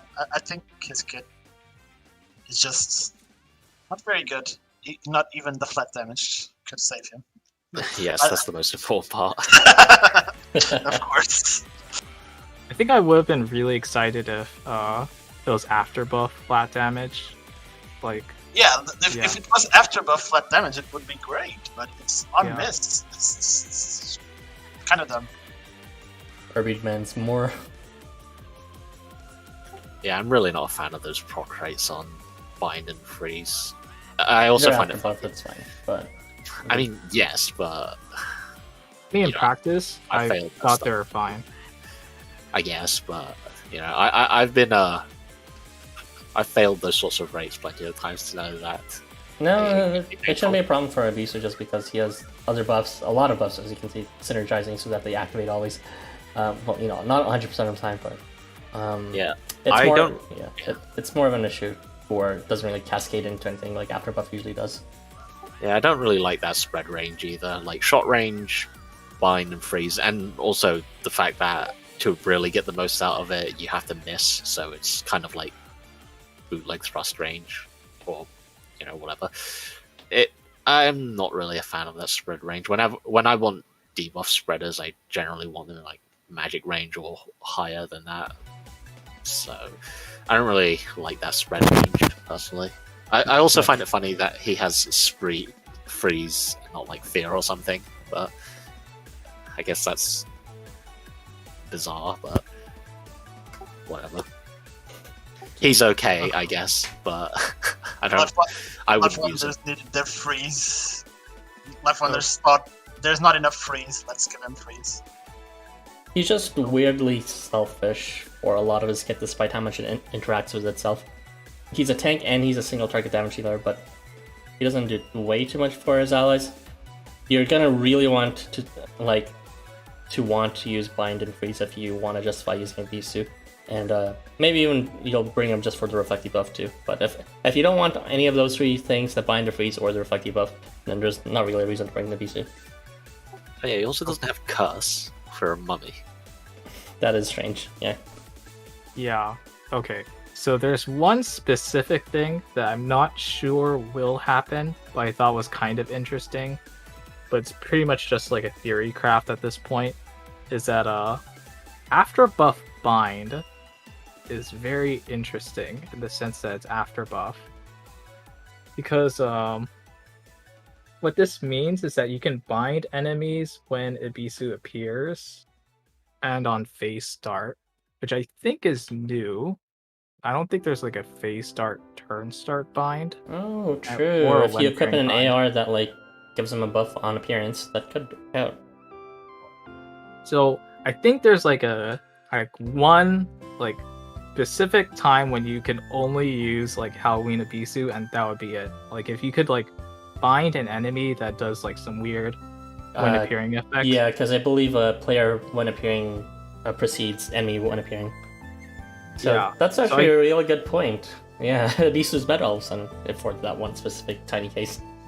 Well, I can't believe that's how we're going to solve the wyverns getting guts when appearing. You heard your folks. Yeah. And like it could be something like, I don't know, like enemy Tindalos getting evasion, enemy turn start, and you can like bind them. But yeah. So yeah, it's like a very small like sub case, but if you can get an enemy to be binded that has like some weird when appearing effect or enemy turn start effect, then yeah, he can do it. That is a very good point. I'll keep that in mind. I might actually want to do that one day. But yeah, I think that's it for this unit. Ebisu, thank you for being the punching bag of this discussion. Let's move on to the rest of the units. Oh, right, comments. Wait, the comments look good. They're just gremlins. My baby. Have you heard about another Eidos? That sounds like porn. What the hell? Lick screen. Okay. Ebisu, yay. In Japanese mythology, when I was searching of Ebisu as a god, and it's true. Oh, is that Milk's voice? Oh, whoa. Hi, Milk. Yes, this is my voice. Oh, yeah. Ebisu is one of Shichi Fukujin in JP Myth. I assume that means the lucky gods. But yeah, he's like one of the 7 lucky gods. Finally, someone challenging Triton's Reflect debuff monopoly. Erbie refuses to acknowledge this. It wasn't even a monopoly, and he doesn't even threaten it either because he can't protect his team. Yeah, No. I would have liked if like Ebisu had like some sort of self or like team healing. But yeah. Should I give? You can go. Just CS. No. It's so low, right? It's like plus 200 plus it's plus 200, and it's like hey, minus. If you hit full board, you could get an okay amount. Not even. Yeah. should I give Ebisu skill seeds? I mean, if you're gonna use them, sure, why not? I'm actually like really fond of Gambler plus plus. I mean Gambler for crit plus plus. So you can get like a spicy Ebisu 3 shot range crit plus plus with Smoky God. So yeah, sure, why not? Look at them hot dogs. Yeah, Erbie said something about them looking like that Sausage Party movie. So yeah, great. I ruined the imagery for everyone. They It's a did pretty good movie, Ebisu watch dirty it. again. I actually really like Ebisu's art. Yeah, that's all I have to say about that. Off the record, Ebisu is actually one of the chubby units I'm like kind of super indifferent about. So, I like them in the Golden Treasure Ship event. So yeah. his face is like pear-shaped, and I can't get over that for some reason. I think it's kind of like a lucky god sort of thing. But yeah. Mm. It's okay, I mean, guys. I mean, Let's just- Goemon has the pear face as well. No, he only has his furry Yes. form. There is no other form. It's okay, guys. Let's just wait for a second event variant in 2031. Brilliant. Yeah. Somehow, like, this is like a joke, but I also like kind of feel like LifeWonders would be like the kind of company which would just give Ebisu of all things a second event variant. Let's see. 3 guilds and Ueno ARs probably help. One is for Arousal and the other is for Glint. Wait, never mind, he has Glint. Yeah, he already has his own Glint, so... yeah, you could use 3 guilds for Arousal. Yeah, sure, that's fine. The way I pulled for a unit whose kit was shit and still came up empty-handed. The pain. The I host think experience. Yeah. I would probably want to pull him for art alone, except might as well just like print the PNG on the wiki at that point. But yeah. He has both Nullify buff and Reflect debuff. Yes, that is correct. Yo, how much I missed? I guess about an hour and a half. The Skivos, that's about it. The only thing about Ebisu that's good is his art, which is tasteful for LW standard. Honestly, yeah. I guess it's tasteful. I mean, for, especially like, in comparison Wonder. to the previous event. Let's fucking start with Hiko. Jesus Christ. I kind of like how he like has his fish dressed up as like ghosts in the art. Like they're all the like dolls in the right side. I think the alt art is cuter for that actually. The little Like siren on his whale. head and sunglasses. Yeah, the cop whale. I wouldn't call rapping tasteful. He's a windstorm away from running around in his B-Day suit. Yeah. I haven't been in a windstorm recently. I hope that doesn't happen. Thank you for your commentary. His CS effects is kind of better than FSOTs. FSOTs. Is it? It's he's the really slow one who has to heal Yeah. everyone. And So, can heal yeah. even dead people. But, you know, I would say Ebisu actually is better just because he has flat damage too. I think you mean worse because it's slower. I'm talking about Ebisu's. Ebisu's wouldn't be slower. Are you sure? Are you sure it wouldn't be? No, it Is doesn't. it- It doesn't heal on dead units. It would say on any CS hit if that were the case. Ah, okay. I didn't actually know the specifics of SAS besides heals and is really slow. Yeah, FSOTs has any CS hit. Yeah, I think that's all the comments. All right. Yeah. Thank you for bringing that over to the end, Milk. We will now proceed with the next unit of the batch, and this should be Hotei. This is going to be covered by. I actually forgot who's doing this. Is this? I think this is Erbie. Yeah. It is by me. Yes. Erbie, go ahead, if you will. Hotei. Finally, we can talk about the clown that actually has a pretty alright kit, in my opinion. Hotei has a very simple kit. let's put it at that. Outside some extreme cases, basically what he does, his thing is that on phase start, he will at 100% give crit to all enemies on the entire board. So you would think that that's a bad thing, but it really isn't, and the reason for that is actually pretty good.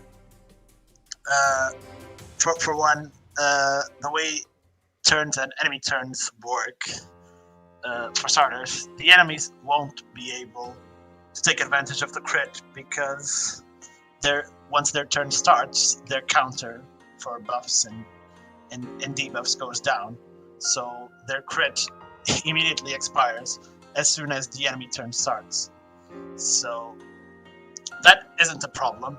And the other thing is that he has the ability to steal a buff from the enemy in his thrust range and then distribute it to his allies on a 1 square radius, which will, in most cases, or well, in the ideal cases, be crit if they don't have any other buffs.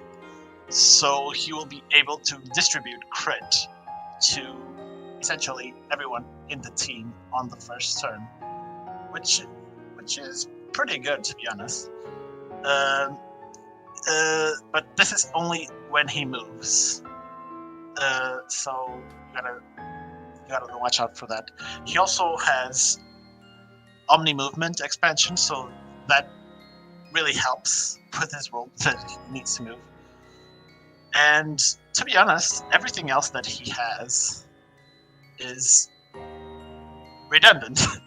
This is his entire kit revolves around these things. He also has other stuff, like after moving, he applies protection, but it's only to allies directly adjacent to him, so... And also, it's just 80%, yes. Yeah. I forgot to mention, but the distribution is also only 90%. But that can be fixed with the AR put on anyone else or something like that. I think it's a really good unit for farming things, because being able to give crit to the entire thing. He also gets crit himself on the first turn of each phase, which won't make him deal that much damage, but it will definitely help him deal some damage, especially since his sniper range. He will help clear the column for the unit that is allegedly in front of him to deal the actual damage. The copy range is kind of limited though, for the steal range rather. Yes, the copy range is very limited, especially if you want to have units for like if for instance you have units, if you have no unit on the middle column to steal the buff from, and you want to give it to your entire party and clear all the columns, it is going to be a problem, since he's not going to be able to give crit to one of the units on the other side of the board, which is unfortunate. Yeah, if they're not at the very front in the middle, then he's gonna have some problems depending on your team composition and just in general. I was thinking that he would work well with a team full of sniper units that are offensive, just so that he would have more options in terms of selecting an enemy from the middle column. I think he also works well with units with buff that want to take advantage of buff reversal as well, since he's going to give crit to everyone. And that is the best source of giving buffs to enemies, to take advantage of buff reversal. True, although it is precariously only lasting for a single turn. Yeah, but it's still nice to mention. I mean, hopefully the enemies will buff themselves on their turn, so then you can take further advantage of buff reversal. Oh yeah, on subsequent turns, he also keeps getting crit on move to himself, but it's at a lower rate, and he can still steal and distribute whatever buff you know. Yeah, so the steal thing is consistent right all throughout, so he could have a long-term use for battles that just constantly have buffs you want to steal for whatever reason. A fun fact: they made one of the units in this banner a weapon change via debuff, just so you wouldn't steal the weapon change on these farm quests, which is. What about Leech Show really though? fun. Leech Show's a still buff. That means you can steal non-ranged. LifeWonders fix your game. He's not in the banner. Well, he's kind of in the banner because he's like grayed out, but yeah. No, but you know what I mean. It's not one of the big bonus units. So I guess they didn't think about that. Milk, you have to write a ticket about this. What? Yes, I already had to write a ticket about Alp. I usually keep these What's things wrong in- with him? The wiki for Alp says that his like taunt resistance stuff and evasion stuff is 20%, but if you look at the game, it's like 2% and 20%. What? So yeah, it's probably just a typo. The game usually, like the wikis just gets the game data itself, right? It doesn't parse the text; it just gets the actual functional unit data. Well, so the description is more likely to be wrong than the wiki. Yeah, specifically, you know that no effect thing that shows up on the wiki? Yeah. LifeWonders forgot to like set that to like the right percentage, so that's like 2% at the moment. So I think it's like a them fault rather than the wiki fault. I'm not even sure what that no effect thing is supposed to do. It's supposed to display the thing in the skill description, I think, when you when you pull up the status menu. Seriously, that's bizarre. Yeah, I think it's also for like hiding invisible stuff, but I can't be sure about that. I don't even know what to say about that. That's such a weird revelation. I wish I could have lived without knowing that. Anyways, we should be talking about Hotei, not about Alp. So Yeah, my thoughts on him is he's a pretty decent unit for quick phase clears, to be honest. Being able to give crit at such a high rate to the entire team is very good, in my opinion. yeah. Right now, the only other unit who can this reliably steal is who can steal like this from their usual kit is Goemon with his skill evolution, and even then, I believe it's only at 40%. So, I mean, granted, Goemon's is at magic range, but Hotei could be a good choice because just even ignoring the steal part, being able to remove a buff at guaranteed rate or near guaranteed without the seeding, anyways, is pretty good. So, consider taking him even just for that part. I forgot to talk about his CS, but come on. I mean, it's just not the same. It's not important. Yeah, it's just, Some units are designed with their base kit, and some units are designed for their kit to work up to their charge. This is not one of those units, so. Yeah, he can steal 2 buffs with his CS, but he doesn't have any way to charge his own CS. So, and he's snipe range, so he's not going to be generating a lot of CP, to be honest. Yeah, it's not important. That's just the thing with some of these units, which is fine because the base kit seems fine. I'm very glad that they graciously made all the grind quests have a enemy in the middle column for him. It's perfect. Well, except the phase 2, one of those quests, but you have op for that one.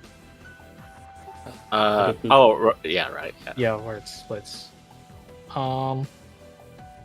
Yeah, I kind of feel like this unit released like 3 units too late. I mean, 3 years too late. But yeah, where like people actually cared about coin scuffles and stuff. Yeah, yeah, we haven't had a coin scuffle relevant event in ages. I don't know. I think he's pretty neat for farming, and yeah. I hope Actually, he's that is a bonus good point. unit. This would be good for farming. I know one of you probably said it, but I don't realize that now. I hope he gets skins in every event, just so I can use him. He has no skins right now, actually. Yes, that's why they're saving it for the next events, obviously. Probably at the end of the event or something. I think he's definitely gonna get like a police skin and a casual skin, because it's kind of weird for him to not have like a police skin for this. I really, really, really want his vending machine skin. Please. Is that what it is? Give us the vending machine. In the prologue, just skimming over it, trying to look for backgrounds to copy, and then you talk to a vending machine, and then all of a sudden it's in the classroom, and then it transforms into him, and then he's doing that like LOL face that looks so trolly. Oh yeah, that big that really big mouth face. Yeah. Yeah. I still need to read this event. I don't even know what's happening, except like tricksters and police or whatever. But yeah. Why doesn't he give? Speaking of coin scuffles, why doesn't he give extra gold? Oh. Yeah, what's going on. I kind of wish he also give extra gold. To be honest, he makes the most sense to give extra gold because he's like. That's literally what his essay is supposed to do. So. Yes, he's supposed to bring fortune or whatever. Where's the fortune? I mean, Daikoku is supposed to bring fortune as well, so. I think a lot of the lucky gods are like that. Yeah, Goemon is the same deal, right? He doesn't give extra gold. Yeah. He has like those outdated Cabadon things. They're not called Cabadons, I don't know what I'm saying. But those coin things are supposedly like outdated currency. They even discussed it in the event. So I guess that's your low reason of why it doesn't increase coin. Oh, the Koban coins. Koban. Cabadon is something very different. Yeah, I know. Kobans, yes. But yeah, same deal here. Yeah. I think he's kind of like Babe Bunyan, in the sense that like I'm like really eager to dismiss him as shit, but then like he's like okay for farming. Yeah. Pretty much. I mean, I personally thought Babe Bunyan was pretty shit, but then the coin stuff campaign happened? Or the no, coin campaign? The onsen challenge quest happened. Oh right, where you summoned him several turns later. Yeah. That was a pretty good idea, actually. Actually, really okay for these sort of things. Is this guy part of a guild, actually? Oh. If we get another... Yes. Yeah, he's part of the part of the new guild. the Wanderer guild. Oh, right, he's with Barghest. Okay, so he might get lumped into a double thing, so he might be good if we get another guild coin farming thing. Oh yeah, that's actually a good point. If we get a guild farming thing, you can actually break it. Barg is now has one more guildmate and he hates him. Interesting. Nice. Oh, I forgot to mention something. I am 4 units too late, but we were reviewing Kushi's skill evolution, and it hits his summon day. Woohoo! Happy summon day. It's Halloween. I guess it makes sense for his lore. No, it's not on Halloween. It's on the 1st November, which is like right now in Japan time. So he's like a guard dog of the spirits or something. So I guess being the caretaker at the end of Halloween might make sense. Who knows? Erbie staying true to his name of Summon Day Remember.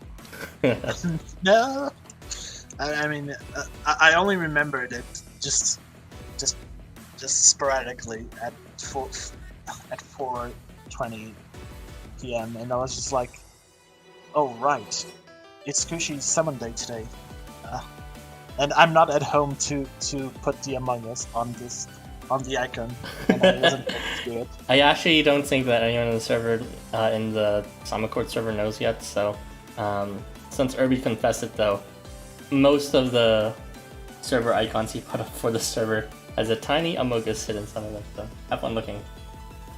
Well, not on this one, but the next ones will have them. I mean, we have like an Among Us banner, right? With like. Yeah, I think it was Mango that made it. Yeah, look good, right? Yeah. He's been making the banners recently, and they were actually really great.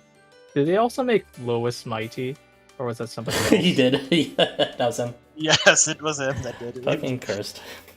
It's amazing. He also did Shoji, the son of. Oh yeah, you mean Chris Toji? It's terrible. Correct. Sorry, this is a lot of personal server culture. There is a link, an invite to that server in the description. Feel free to check it out. You will find all of us there. Well, 3 of us anyways. It's good fun there. Highly recommend. How dare you call Lois Mighty server culture? It's part of the culture we will be preserving for the next 100 years. I'm sorry to say, but you'll never forget it. Okay, I think all our thoughts have been drained for this unit, so feel free to read out the comments. Erbie. Oh right, where did we leave off? CS effects are better than F-Cells, right? Alright. We were at Pepperoni Nips right now. Thank you, Hidden, for that comment. Wait, what? The comment we're at is Pepperoni Nips by Hidden Will. I do not see it. Maybe it's Oh, in It might have been censored. live chat. I'm going to switch to live chat. Alright, here it is. Hotei, yay. S tier addition to the Housamo roster. He is our first actual clown in the game. We did it. Is he an actual clown?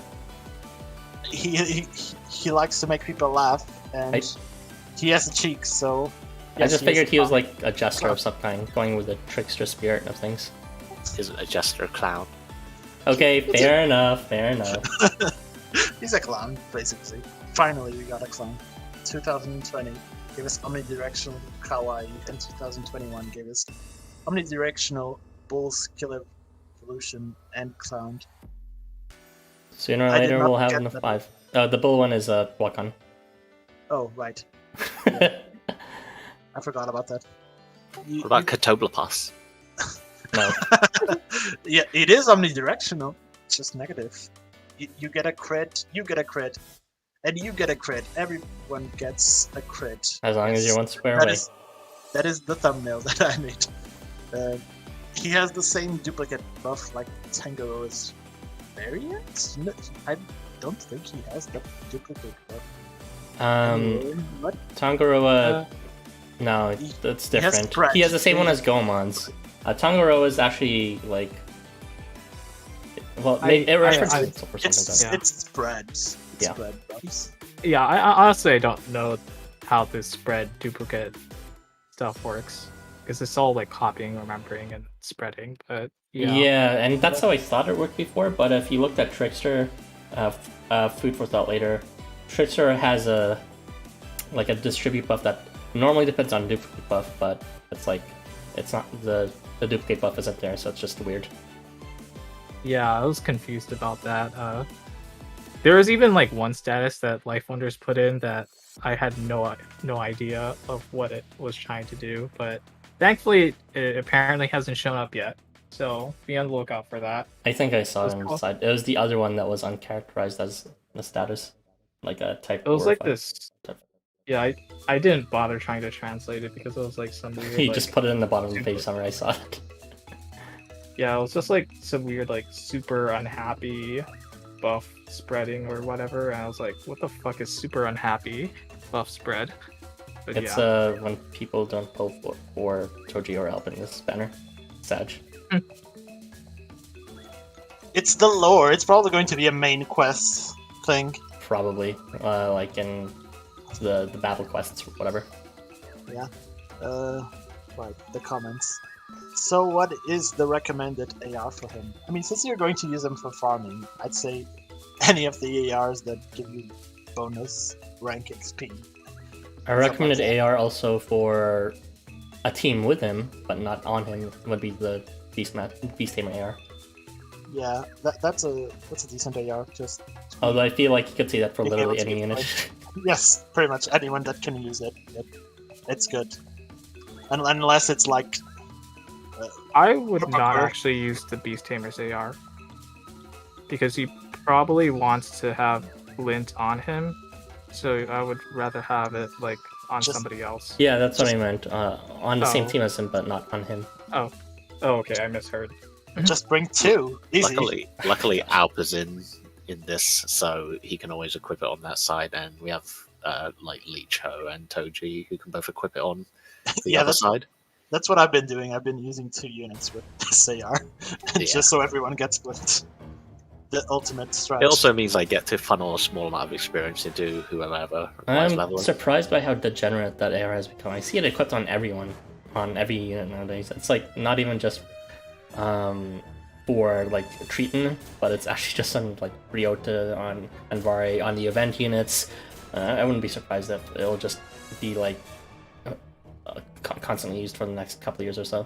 I mean, I'm it's like a super good AR. It's like Yeah. guarantees. I mean, it like Again, like skills corporate code needed people, exists. it's just like- Jeez. No one uses Corporate anymore.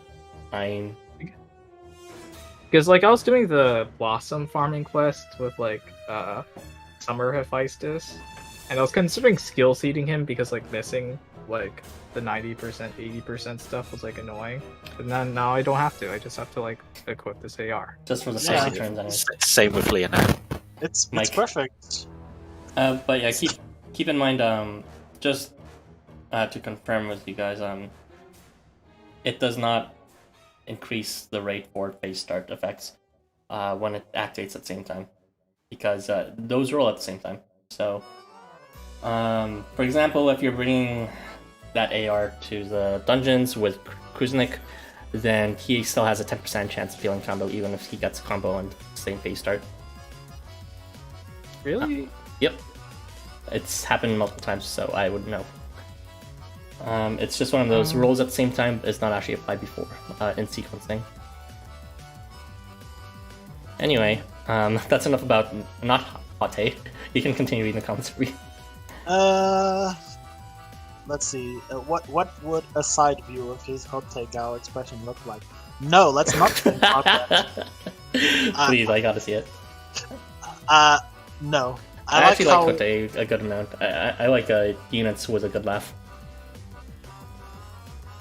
He's okay. I mean, he is what I've been preaching that LifeWonders should add, the Clown Summer, and we got him at last. Mephisto was just the hint with his jester costume. He has a jester costume. Isn't the original jester Gene for being clowned by Triton all the time? He will never get an Evo. True, I guess, but he doesn't make anyone laugh. That's so sad. Just feel sad for him. That's sad clown moment right there. I mean, isn't that what happened in the event as well? Just that's bad for him. Like, I'm not as good or as funny or as sexy as Triton, but you know, it doesn't matter. It doesn't matter because I know kids, the students still like me. Yes. Let's move I don't on. even remember how it was resolved. Like he does that swimsuit competition, ninja, whatever thing, and then he's like, "My depression is cured now," or whatever. It's Yeah, a bit normal. I don't remember either, to be honest. All I remember is Sheen accepting the bitter taste of being second place. But yeah, let's move on. Otherwise, we still have a lot of comments to go. So that necklace he's wearing are called praying beads. Yes, they are. Also, he was the vending machine all along. I thought it was sentient. I don't know. I haven't actually been reading the event, to be honest, so I don't know. But I like the fact that the vending machine exists. So if he is the vending machine, then he's the best person ever. Period. Because he finally made Walcoon available. If only, like, I really wish they make him a skin. If they do, I'll be using him just to throw him in the back every time. I like how his uniform has a collar for his boob. I haven't noticed that, but the face is too distracting. I think it's something to do with his legend about how he's supposed to be depicted as so big that he basically always has half of his chest out because it's too big for his clothes to conceal. Something like that. I took a quick skim on the wiki, on regular wiki, that is. I've been reading these comments out of order a bit, but I've been reading them all. So that's what the vending machine was all about, lol. I've been seeing it pop up on Reddit, but I've been lazy to see what that was about. Yeah, I honestly, I haven't had the patience to actually go through the script, to be honest, yet. Maybe tomorrow, or something like that. I'll try to understand what's going on and get a little better. Hotei be like, I was reincarnated as a vending machine. I thought the vending machine was just a joke. I mean, it is a joke, but it's real. I mean, he can show up on the shop as well, the vending machine. It's bizarre. But it's right. Baby's good for shotguns and looks cute. should have given him coin bonus with all those coins in his art. Yes. Why doesn't he have coin bonus? He's also very good for farming. It's perfect. And the monopoly. Yeah. Yes. Vending machine equals Hotei because he's full of snacks. I don't know. He is the snack. Lois Mighty is a crime against humanity. Yes, Gath. I think you said that before. Hotei part of the Wanderer's library. Friendship with Ara ended. No, you can't hide from Lois Mighty, even if you unfriend me. Oh right, this was when you said Lois Mighty was part of the server culture. Yeah. You're welcome. Maybe in the future he will get a skill evolution with coin bonus. Yeah, I was hoping that Anvari regular would get a skill evolution with his second character quest or whatever, but he didn't. Pull on so. that, Varafals. No. I mean, it doesn't even No. matter. Like, Anvari's not even the best support for it anymore. Lucky Cat is. But Yeah, yes, but you but just yes, have him in the back. if you don't have, yeah, if you don't have him, you lose out on bonus anyway. Yeah, well, I have him, so I'm fine. Smile. Rude. Ebisu and Goemon would be the other units which make sense to have a god bonus, but no. I mean, Erbie, if you need a substitute 5-star match range unit, you can always bring Tifon instead. No, I don't need a substitute. I need a unit with bonus coin. With that bonus coin, because honestly, I've been using Sandai, Kresnik, and Necros, and they can clear the coin scuffles easily now. So Yeah. I I'm don't- just I making a don't- joke because you got Tifon, even though you didn't want him. Rude. At least I didn't get a copy of him this year because I didn't pull on this stupid banner. Everyone I mean, talking about anniversary's around the corner. You never know. no. Everyone talking about coin bonus is making me dread for Anvari's second variant. I'm not sure if it's coming anytime soon, but good luck. And Hidden says gold. Gold indeed. Alright, we are gold. To move on to the next unit. Oh boy, I think we spent a bit too much time on that comic reading. So, alright, we are now going to talk about Alf, everyone's favorite rapping vampire that is not actually a panda, but looks like a panda. Say vampire. Well, he's like a... That's what an Alf Yeah. is, right? Yeah, he is a vampire, sort of. Alp is Alp. Well, yeah, but like vampire adjacent, I guess. Yeah, he feasts on instead He of feasts on blood, dreams or dreams. something. Yeah, yeah. Yeah. Dream Eater. Right, so Alp, one of the 5 stars in the unit. He's basically a ramping unit who, the longer you go without having him take damage, the stronger and stronger he gets. So he kind of has 2 parts to his kit, I would say, but I'll talk about his unique buff first. So he applies something called Taunt Strengthening when he appears, which for every stack of Taunt, he will gain 20% to his proc rate and 1.5 times attacks.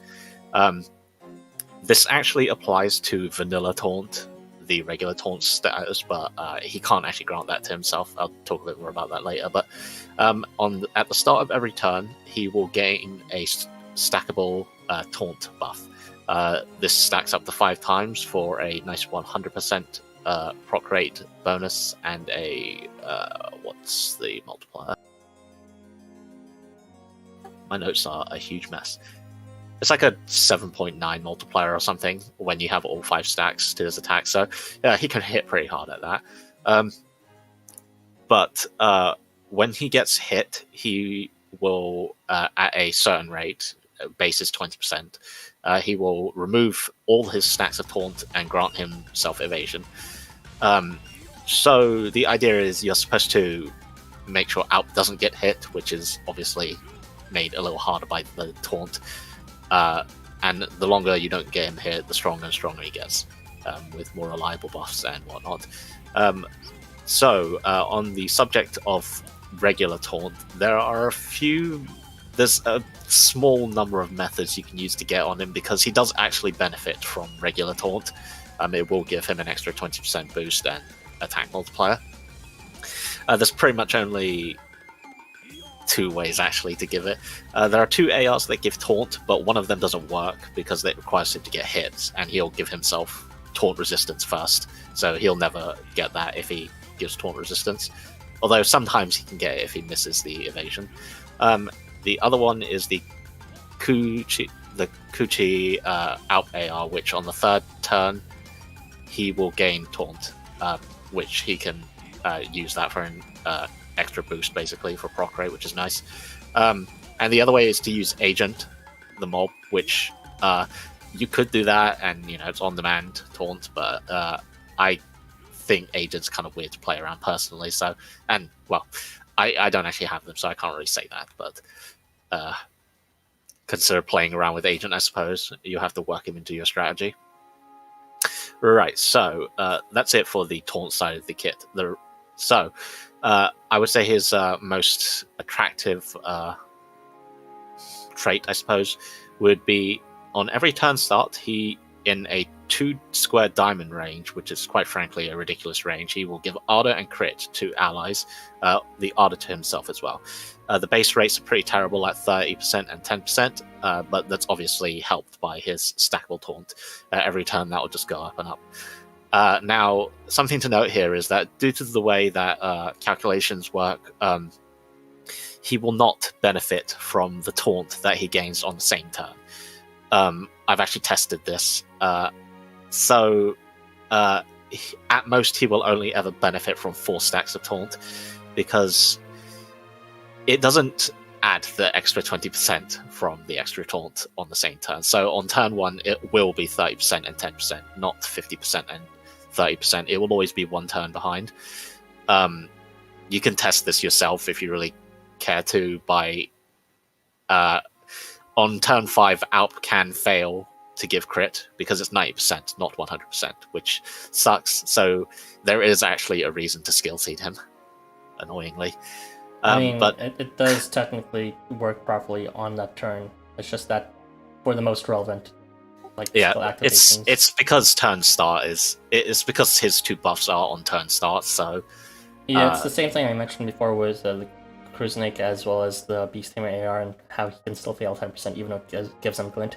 It rolls at the same time, the taunt. So the taunt is given at the same time. Sorry, the skill activation for giving taunt is rolled, which is weird to say, but it's 100%, at the same time as these turn start, Ardor, and crit buffs. So that means he will not benefit from that increased activation rate for Ardor and crit, sadly. Yeah, it kind of sucks, but I mean, it's an excuse to skill seed him, I suppose. Yeah, so Ardor and crit together equal to about, 9.6, I believe? Something like that. I forgot to write it down, but it's pretty high damage. And Alp is the first unit who can spread crit so reliably and in such a large area. Previously, crit has been limited to stuff like on attack or on move to allies adjacent. The biggest spread besides that was in 2 squares to the left and right from Nodens. But Alp can do all of that in a wide range without moving or attacking at all, which is pretty unique, and he's got by far the highest rate once he revs up. Which is pretty impressive, actually. Now, for a comparison, the absolute values for multipliers is actually lower than Leonan, who I forget what hers was. It was something like 11 point something, compared to Alp 7.9. Or, hang on, here it is. Alp does about 7.59 times damage, so it's a lower value to the 1 unit, but he can spread it in an AoE, so definitely something to consider. And it's long range, and he doesn't have to move.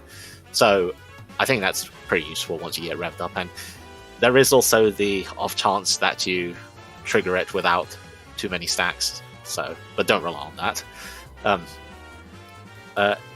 Other parts of his kit are he has a nice fear on attacking, which it'll be 90% turn 1, so nice and reliable. We have plenty of people who apply fear, better ranges, but it's always nice for a unit to have, and he can do it very reliably. It'll help him kite away from enemies, keep short range enemies who are thrust or whatever 1 projectile range, he can keep them away pretty easily.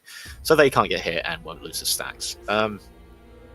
And the last part is that whenever Alp attacks, he will gain tenacity and give tenacity to allies in a 2-square diamond radius. He'll also heal them and give them CP. He can actually... This actually slows down farming quests with him so much because he triggers it several times. But the base rates are kind of low, but at base it'll be 40% and 50%. So they're pretty big buff spreads. It means you can stay at the same range as his turn start stuff, which is nice. There's pretty much no need to move him. And I do like how many buffs he gives, honestly. Alpers, he's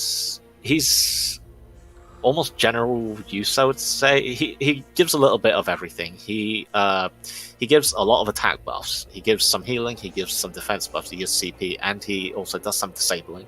And he can even tank for a bit if you decide to have him up front with evasion. Although I wouldn't recommend it because you would lose taunt. Although you could also use him for taunt memes to just drag enemies over to the side where they can't do anything. But he himself is actually quite a strong attacker as well. Once he has all 5 stacks of taunt, he'll be dealing quite a lot of damage. But combined with Ardor, which he'll always have, once he has those stacks, he'll deal 18.2 times damage, which is 42k damage, which is quite a lot. That's without any further buffs. So for comparison, I compared him to Seth, Valentine's Coliseum Seth, who also ramps up over a few turns. And he deals 22k in snipe range. So they're not quite the same unit, but I think it's interesting to compare as a ramping kind of unit. Alp is a bit more risky because he's shorter range and can lose those stacks. But yeah, you can definitely consider using Alp as a main damage dealer for that, just because he hits so hard. But only if you can maintain his stacks. He also has Guts, which is nice since he might be taking damage, but I feel like he generally won't really need it because of his evasion. But yeah, so... Oh, go on. Yeah. So units who I'd pair him with, since he gives so much of everything, you can pretty much pair him with a lot of units, but for units who I would say complement him more, units who can take out snipe range units, or units far away, so Alp can stay away. So I'd pair him with any snipe units, or attacking snipe units, just so that they can pick off enemies before they can hit Alp. So Alp can just continue giving out buffs with impunity. So Otahime or Valentine's Coliseum Seth, who coincidentally doesn't overlap in buffs because Valentine's Seth gives himself attack up and vigor. So nice ramp up team there. Those are 2 examples. You can also make use of units who push or immobilize enemies to prevent them from getting it out. Ashigara is an example for that, who can push and immobilize. And in fact, he's one of the few people who can push and immobilize. There's also Halloween Azathoth, but I'll talk about that. We can mention that later. But yeah, in conclusion, Alp's ramping unit who does basically a little bit of everything, and he's pretty good at everything, but you have to let him get a few turns off without getting hit, which is made harder by taunt, but there are certainly ways to play around it. I feel like he's fairly flexible just because of how massive his buff ranges are and how he doesn't really have to move if he doesn't want to. You don't have to use him as an attacker if you don't want. You can just sit him in the back where he's safe. In short range maps with mostly thrust and one range units, he'll definitely thrive because he can just completely ignore any attacks and just continue ramping up and buffing his team a lot. He might be weaker in any maps with all range units or snipe range units if you can't take them out early. But overall, I like him quite a lot. I think he's fairly strong. Good buffer. I think his kit is ridiculously overloaded.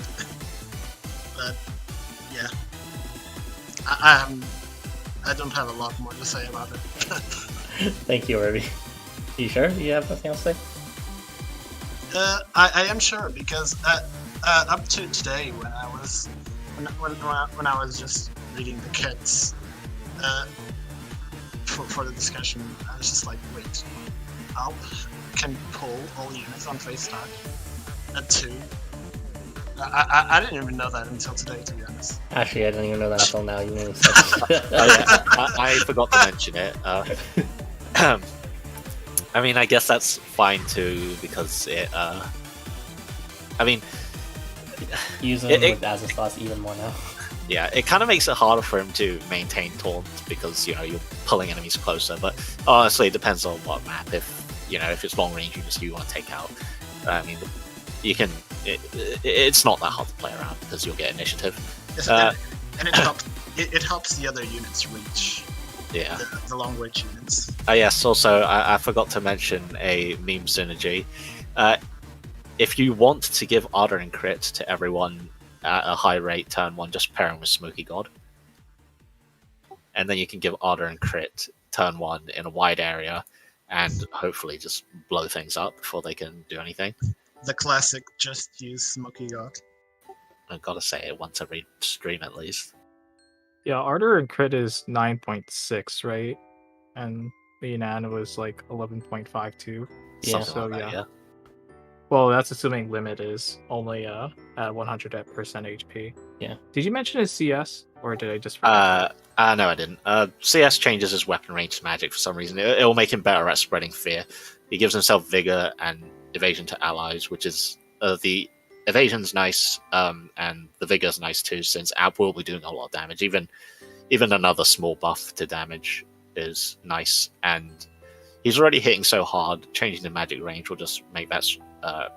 It'll reduce his damage a bit, but he'll still be hitting really hard, so it'll make him more dangerous. And magic will be easier for him to kite enemies with, since he can fear opposing shot range and sniper range units if he just stays to the side of them. And also, he'll hit really hard with his CS anyway.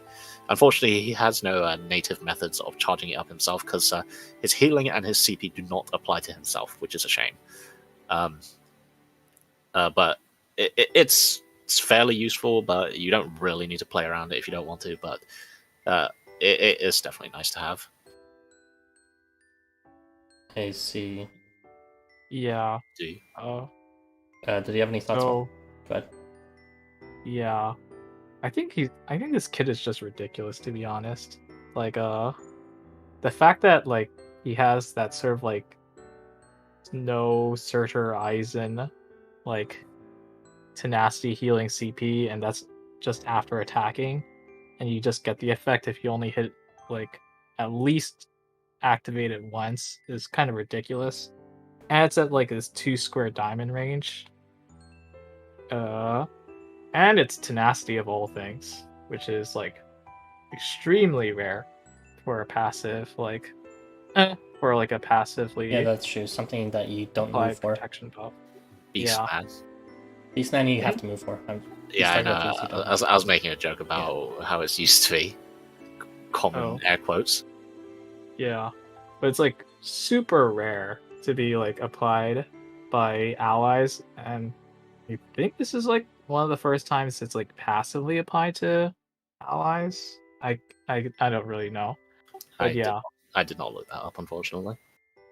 But yeah, it's like tenacity plus 400 HP plus 8 CP. It's basically like that sort of trinity. And then on top of it, you have like crit and ardor two scores away. So it's like it's them plus an offensive buff. And then you have the board pulling. And then you have fear of all things, just like being thrown into the mix. It's just ridiculous, to be honest. Yeah, he does Yeah. a lot of everything, honestly. I mean, it's like a lot of everything, but in like the good way rather than Ebisu. It's just like yeah, true. because it's like you could have like Alp have like crit and ardor 2 square diamond radius turn start, and like that would be fine on its own. Like that's like really strong already, I think, because like at least I'm using the seated Alp support, and like he always gets it past turn 2. I don't really know how, but like that's just what I'm experiencing. So yeah, I don't know. It's just like he could be defensive. He's also like really good offensive. He doesn't need to move. He also gets like fear. It's just like what the fuck. But yeah, That was everything. Well, I can't say I'm surprised with everyone being unanimously enamored with this kid in terms of how good it is. I'm kind of in a much more like a doubtful opinion though in terms of his utility, in the sense that Alp is strong and can buff units a lot, but what are the situations exactly when I would actually use Alp over Lian and Shi? And when you want a team who's tanky. When you want a team that deals damage and not just one unit. yeah, I mean, the advantages of having everyone do massive damage rather than a single unit still are. I'm not fully convinced it's that big of a bonus, since all range still exists, and pulling in a single unit is still a strong effect. And he takes a long build up just to reach that point too. Like 5 turns is not something you scoff at. That's like, there are shorter battles, less than 5 turns in total, and it takes them that long just to reach that point. So I feel like the only real situations where I would use Alp over Lian and Shi, for example, is specifically in those super long battles, and not just in any long battle, but in long-term battles where you want to have constant high damage, which is unusual because for longer battles you usually want a more defensive setup. So it's a very specific kind of thing that Alp would excel in. And as for the tenacity and healing thing, I mean, it's good, but like, remember that he loses all his taunts the moment he gets hit.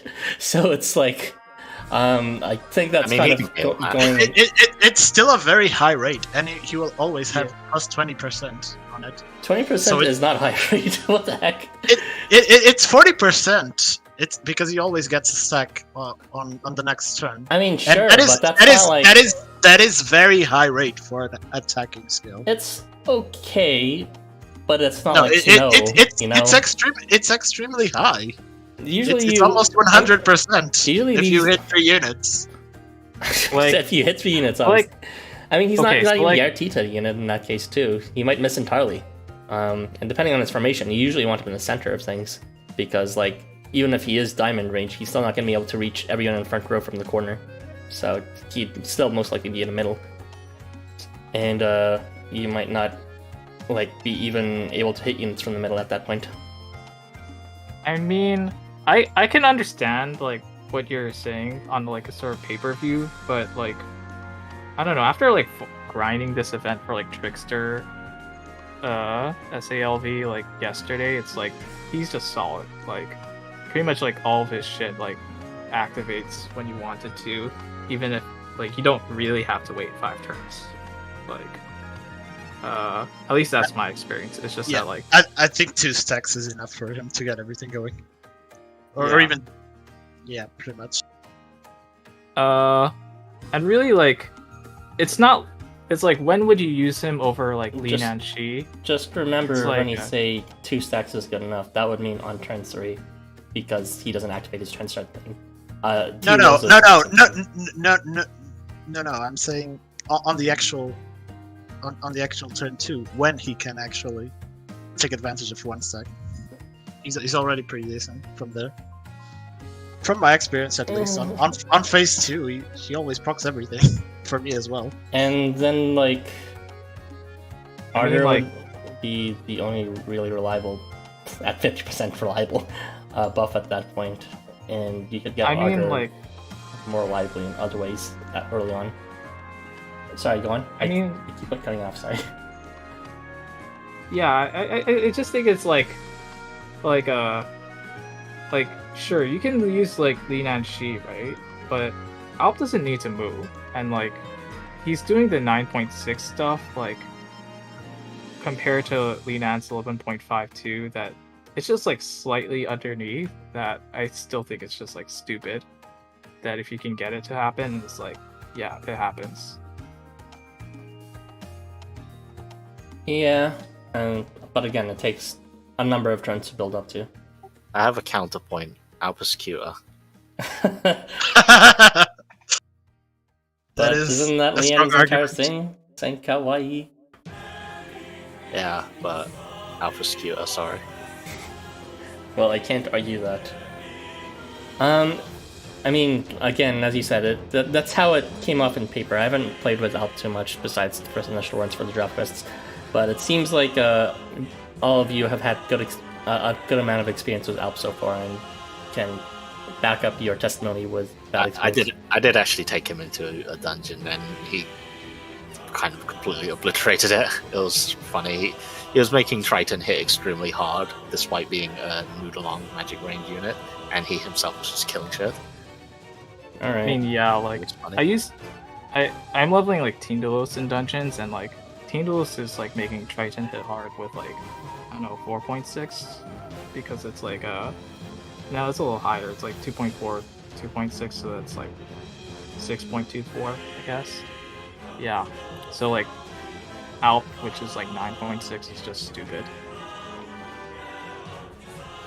Well, if all of you are convinced based on your experience with it, then I guess I cannot deny that. You heard it here, folks. 3 out of 4 dentists recommend Alp. All right. If that's it, then I think it was a good redemption of his shitty. Yeah, I forgot to say that actually. Like, he deserves it because my god, his base kit, it was so bad. gotta love how they gave Evos to Durga and Jamba for the Nightmare rerun, when the ones who really needed it most was Alp and Labe. I mean, those two kind of sucked as well. They did, but they weren't Alp or Labe trash. Hey, base Alp is not trash after Smoky God. All range charm. Smoky God, we did it. Not false. Should I read the comments now? Yeah, good. Let's see, where are we? A mind vampire. Alp is a Frankenstein. Yeah, for this event he's a Frankenstein, but he is a Alp, which is some sort of mind. I don't know if I would say mind vampire. Wait, he is a vampire technically. Yes. No, he's a dream eating demon. Yeah, there we go. Frankenstein Alpin with a vampire and an incubus.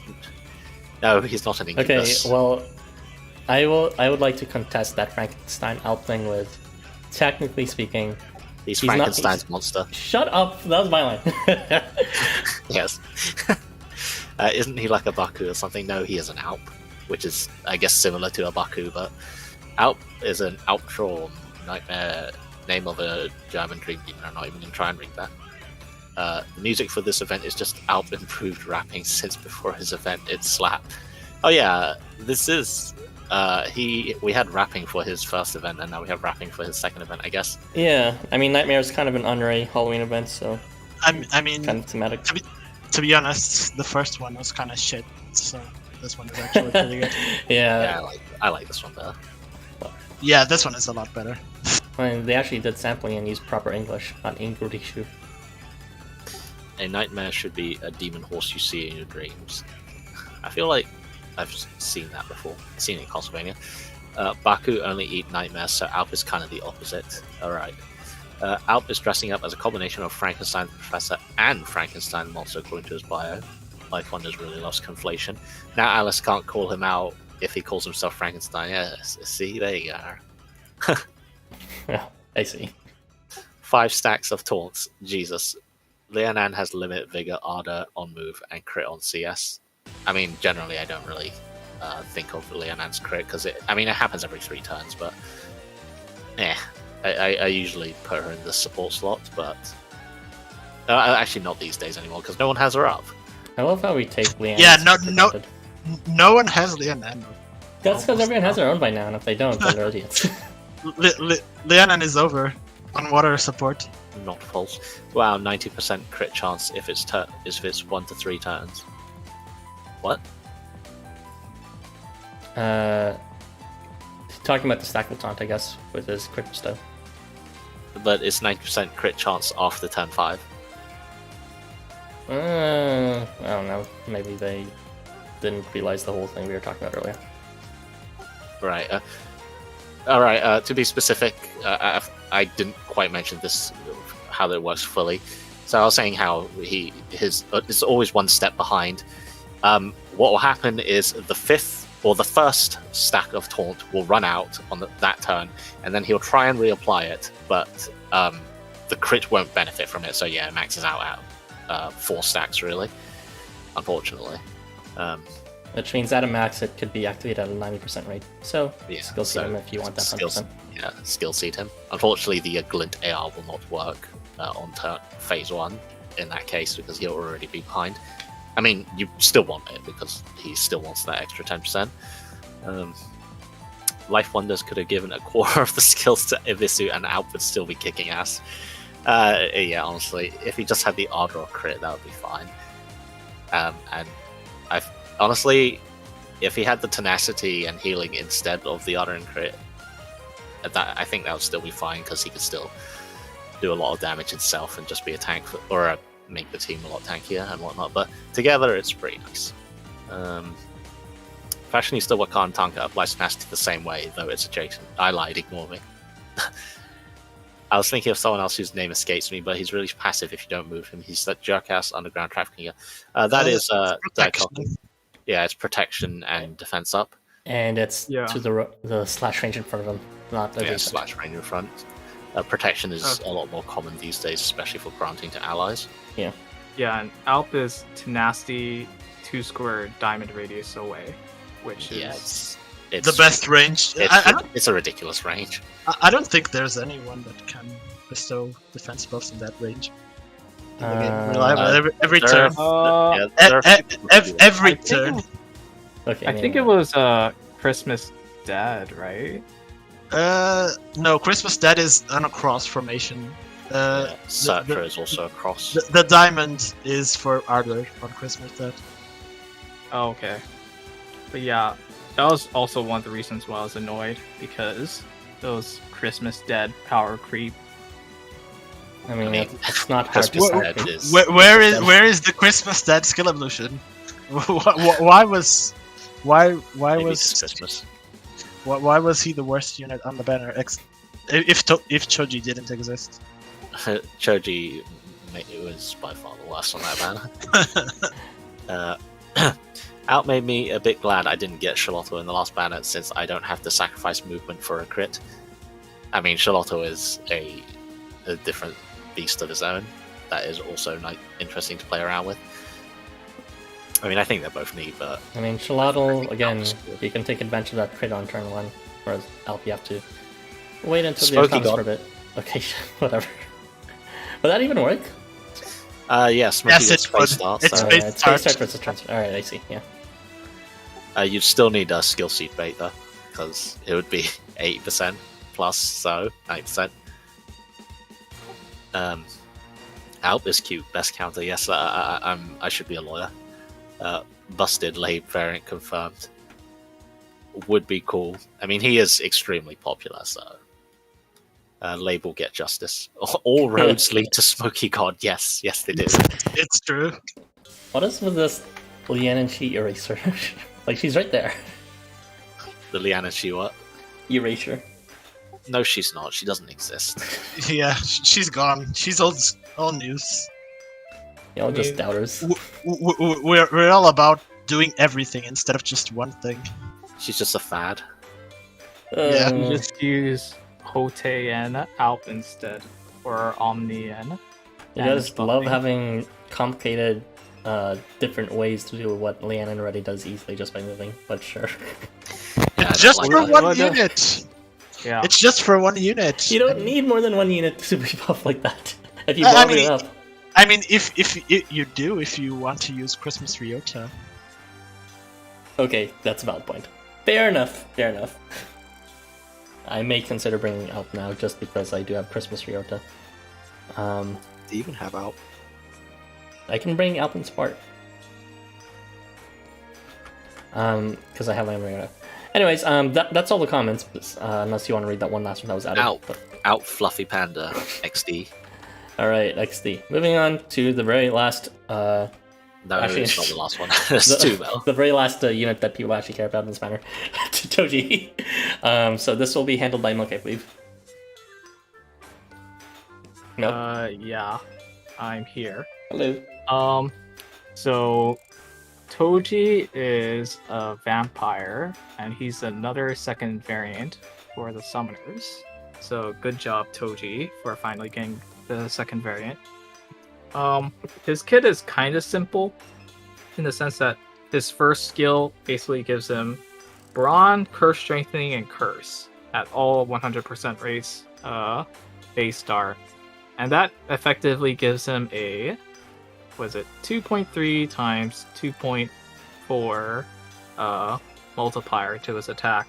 I think I did the calculation, and that roughly translates to about 9k damage at level 70 for magic range. So he's kind of like a good damage dealer magic range unit, just by that self. There's all this other stuff in his kit about like spreading debuffs, but really the most important part about his kit is this phase start CP suck from allies, if people have not been using it in the farm quests. What this phase start minus 30 CP to allies means is that he can charge up pretty much guaranteed if you have a CP charger, like any sort of CP battery. It doesn't have to be somebody like a Summer Hephaestus. You don't need to go that far. In these farming quests, I've been using Nightmare Durga. Maybe some other people have been doing it as well. And it basically just means that Toji just keeps doing his CS every phase. So, yeah, it's really strong. And his CS is pretty strong because of Brawn and Curse Strengthening. And I would almost argue, in fact, that it's really just like way faster and better than Cthulhu at this point. So Cthulhu might be gone. I don't know if people still use him. Only people who refuse to team build anymore. Yeah. I think the people who still use Cthulhu will still continue using Cthulhu, even if this is a better alternative. But yeah, like it's like Halloween Toji is extremely easy to get, like these like instant phase start CS, and it just like keeps looping and looping. Yeah. So that's basically the main thing that I wanted to say. The other thing is that he can equip Tetsuwaka on AR, so he can get. You're gonna say that every time, huh? Yeah, he can get the CP battery stuff. He can get the +2 CS multiplier. That's really good for this kind of like all-range CS person. And his all-range CS also does the vampire suck and spread debuffs. So I think there's this funny meme interaction that me and Erbie have been talking about where you get regular Ebisu to like CP charge enemies with host or feast, and then Vampire Toji just like sucks it back. So that's kind of funny. What else is there?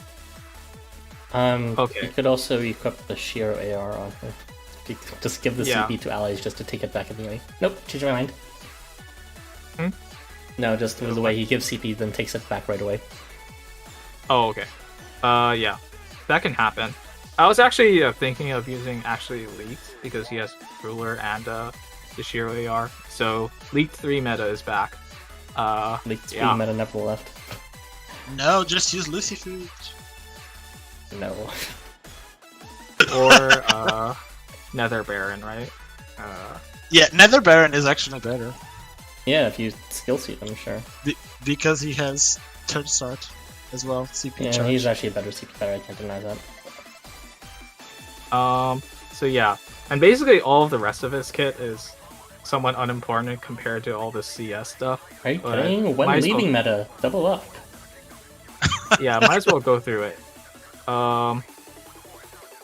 This after attacking possession at 40% rate is kind of like Ban Typhon Charm. Probably the best way of putting it. And I think it's actually kind of rare to have an after attacking possession. I think the only person is like Christine, and hers is at like 12%. Yeah, shit. So yeah. So yeah. I think it's kind of sad because it's so impressive as of rate, but then he also gives curse, so it's like you're not gonna get very many meme kills out of it. Yeah. It's still a way to disable the enemies. Yeah, but still. Yeah.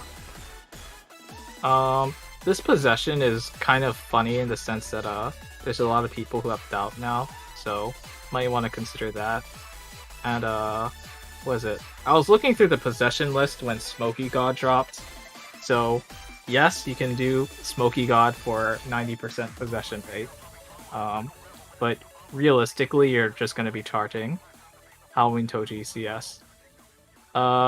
He gives Face Start Guts to allies, sure, but it doesn't really matter if his CS destroys everything. And he does the when attacking spread debuffs to hit units, but he also does it on his CS. So again, it doesn't really matter because usually you'll be charging your CS. And there's the Face Start protection and when leaving double lock. Those are like all cool things, I guess, but they don't really matter that much. It's really like this minus 30 CP and all those like Brawn and Curse Strike thing that he gets in Face Start that matter. I guess the status remove resistance of remove purification is kind of interesting in the sense that yeah, you don't want him to clear curse. I guess that's also true about like older units, so they aren't immune to purification. So that's kind of weird.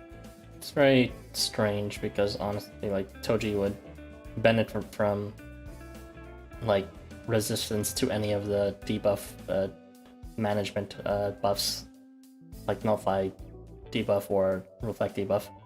Well, maybe not Reflect debuff, but it's like specifically purification for some reason he's immune to.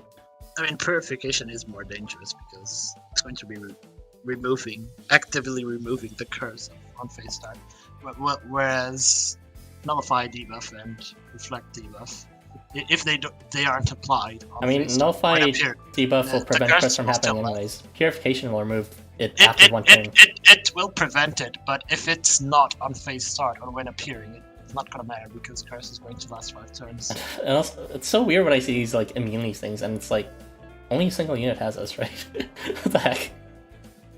I think it makes sense for him to have purification. I think it's lore-wise, I do think it makes sense. But, I think it's a lot more harmful to him to be susceptible to purification than to Nullify debuff and Reflect debuff, because I mean those sometimes are usually after Face Start, so it doesn't really affect his Face Start curse on the first turn, which is the most important one if you're going to be CS spamming every turn. Yeah. Maybe I forgot to give an idea of how strong the CS is, but when I do the farming quest with like the seeded Toji support that's somehow in my list, he's doing like 50k damage, like all range CS with like Nightmare Durga Martyr.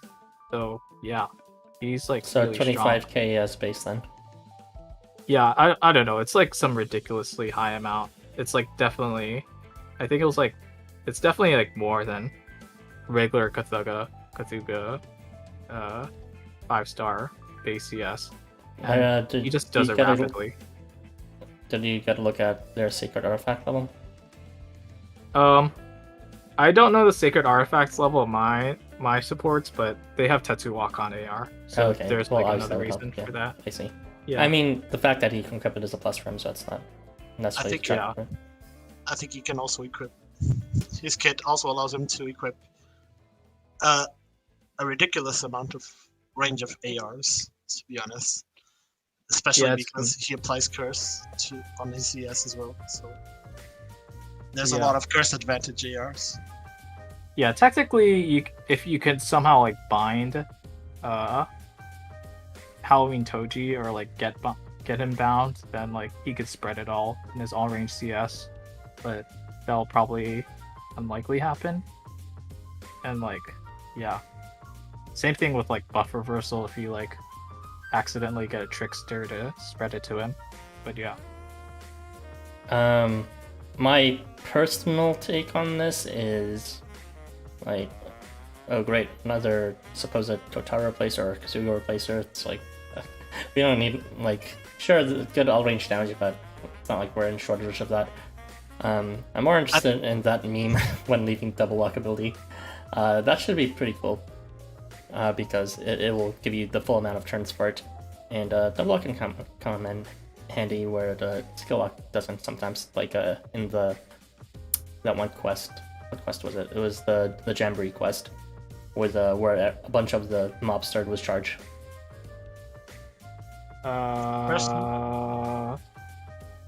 Is that the level 70 one, or like the I think it was the one with the one was that like Cherno? Was it Cherno or? I do not remember. It was the one where the last phase was Keymoon and the Cheramentep. Oh, that sounds like the level 80 one. That's the level 81 that I did the dead with a necklace one. Yeah, the second last phase had like all the mobs with charges up immediately. Oh yeah. It I think didn't. there's something like that, right? No, it didn't. I strictly... Sorry, not all of them, but one of them did start with their charge right away. No. I'm pretty sure none of them started with their CS. Yeah, I'm pretty sure they did. There was a whole gimmick within the fourth phase of them alternating between their charges, and they would start on first turn. I am pretty sure they didn't, because I don't remember that happening. Okay. I don't remember. It never happened. If it did happen, I wouldn't be able to do the pair clear with Necklace and Dead, I think. I mean, if you had some way to reduce your CP, you could have denied it to that one too. Maybe I just binded the ones that were. Yeah, they're bindable too, but like that wouldn't prevent their charge. One of them starts with CS on turn 1. On my video, I bound the other two, so presumably they couldn't do anything. But I think they do rotate. Erbie, it's time to take your meds, Erbie. That didn't happen in my runs. Well, you can always dodge it since they don't move, I think. But then you can't. Oh, they do move. Oh, okay. The fire one moved at me because of the only one. Actually, it might be because I skill locked them, but they can move. Erbie was playing like the dev version of the challenge quest. Yeah, they can definitely move. One of them just their bind wore off and they moved at me. Yeah. But yeah, I'd be interested in that because, like, I thought when leaving things were a meme, but Mephistopheles showed that it could be put to good use with those strong debuffs to everyone. So, you meant the phase with Eisen. Yes, right? That one. Oh, I thought you meant the last phase. Oh, never mind. No. That was Keymoon's phase, and I don't even know what Keymoon did, but the chairman. He died. But yeah, on mine it did. He doesn't really do anything. On mine it didn't. On mine it didn't happen because Charm stopped them. That works too. But yeah, in terms of usage, I will probably not be bringing Toji from support because of the charge, because I have a million chargers, not even just Gotaro. But I'd be interested in maybe the possession in some cases, as well as the double lock when leaving. That's pretty much it. Yeah, I think functionally most people will just use Halloween Toji as like a fast and dirty all-range nuker, and like, sure it works. It's fine. Like, I think the best. No, go on. Yeah, you can go. Okay, I'll say. Okay, sure. I think the cool thing about him is that he prevents others from CSing, so that's great. Only he can CS, only he can clear the board, and not waste everyone's time with pointless animations. But then he does his own pointless animation. Or if he can clear without his CS. Well, that's the point. But yeah, sometimes it gets annoying when I'm doing the Shiva clears and someone like Triton gets a CS. And I'm just like, no, I'm going to have to go through this animation, even though they're already all dead. But yeah. Yeah. Actually, I was using a Halloween Toji with Beachside Chernobog, and that CP decrease was actually good because I wanted Ardor and Freeze instead of just like a CS level 1 crit. So yeah, good point. So, in summary, Toji does big all-range damage and possession sometimes, and that's it. I do at least think that the CP stealing like that, continue to build on that. Shuron did it first. And I mean, we thought it was kind of lame at first, but that was because you know, it was just like whatever.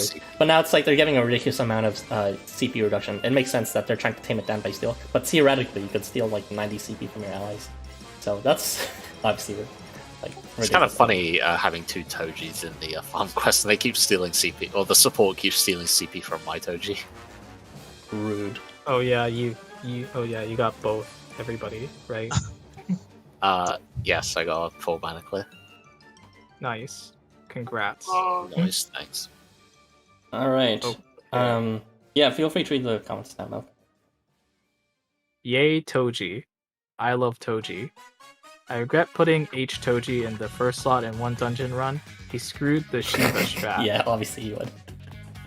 Yeah, so I guess I glossed it over because I feel like people might remember, but yeah, be careful about the CP suck if you're gonna charge somebody else. Excuse me for being addicted to the Cthulhu strat. You're not excused. Yeah, I mean, like, if you like him, sure, go for it. It's just that, like, I'm kind of, like, impatient. So, like, Halloween Toji is, like, slightly faster than Cthulhu saying, like, whatever his skill activation line is. Like, yeah. Oh, right. Brawn and Curse Strengthening are both independent of Leonan buffs. So, if you like Leonan, you can use her with Halloween Toji as well. Leonan Meta's still here, boys. We eating good tonight. Yeah, so Leonan, Cthulhu switch to Leonan, Halloween Toji. Okay. I use Cthulhu for dungeons. Never been able to get it to loop comfortably, but I don't have to really think about anything as well, so yeah. Yeah, he's really good for the Ikebukuro dungeons. So that's what I used him for previously. Okay. I was disappointed Toji's CP Suk builds up his own CP so that he's not ideal for improving non-CS Kalki strats, but he's fun to use, so I'll forgive him. I would let Halloween Toji spam all-range CS on my board any day of the week. Yeah, he's pretty fun. Yeah, it's kind of what the fuck. I mean, I would too, to be honest. He's a good. He's probably one of the better range CS. Yeah, he does quite a lot of damage, but I think his voice line is kind of funny for his like CS line. he keeps screaming at the end. I like his voice line. He sounds serious. I don't know. Like I don't really get why he's like screaming, but yeah, sure. I just the first time I heard it, I had to do a double take because I was half paying attention. I was like, "Who's screaming?" And then I did it again, and I was like, "Why is he screaming?" Okay. I like it how he still has Brawn buff. Yeah, it's like a Oni sort of related theme buff. So yeah. 8. I left a bit so Toji a reverse CP battery. Thank you for that. Sorry, it's just the way you said it. But okay. Yeah. BTW, having 2 Halloween out for farming is extremely convenient. Actually, you only really need 1. At least, I feel like I really should not be able to like clear these farming quests as well as I have with like Nightmare Durga, regular Out 4, and like Bleach 04. But like if somehow it works, I get like 3 turn clears. So yeah, Halloween Alp is really good. Yeah, luckily on the second set quests, I don't think any enemy ever shows up in the far back center column, so the middle tile can get fucked by the 2 magic, and the bottom can get punched by Durga, I think. Yeah. Yeah. Valentine Q / Christmas Biota for the win. I don't see it. What is this about? It's probably just really charged get it. them. I think Like Valentine's you have to stand up front and sandwich charger in the middle. Yeah, I guess you could do that. It's like gives vigor, limit, and nourishment. Yeah, sure, that's fine, I guess. And that's a pretty good idea, I guess. Although it's I don't really honestly like an unusual Valentine formation. Q. I've used them a few times. It's not my favorite, but he does a few things, I guess. I think I usually like Valentine Q in like the middle, but if it works, it works. Or do you like? Yeah, I mean that's where you can get the full movement. You can't really ferry everyone around if you have them at the top.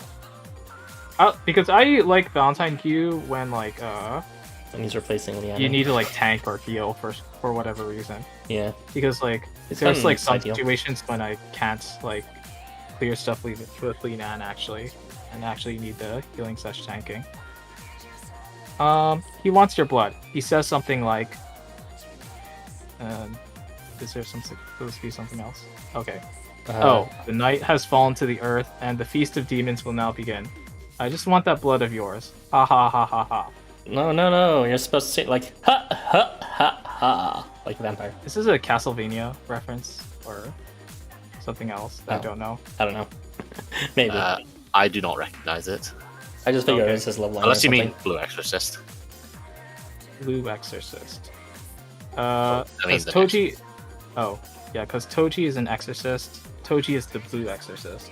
I'm guessing I it's don't an know. anime thing, maybe. Yeah, that's something else. That's a manga anime series. It counts Dracula. Okay, cool. All right. What were you going to say Oh my about God. Valentine's Hugamo? I don't like him as a unit. Sorry. Oh, right. It's like his There's one more existence is thing. punishment. It wasn't important. I mean, I have him, but I don't know. I just No, I got it. I'm pretty sure everyone gets it. never find. Oh, right. It's really funny that Valentine Mao came up because they're both like nether magic range, and they have the same pose as Halloween Toji, right?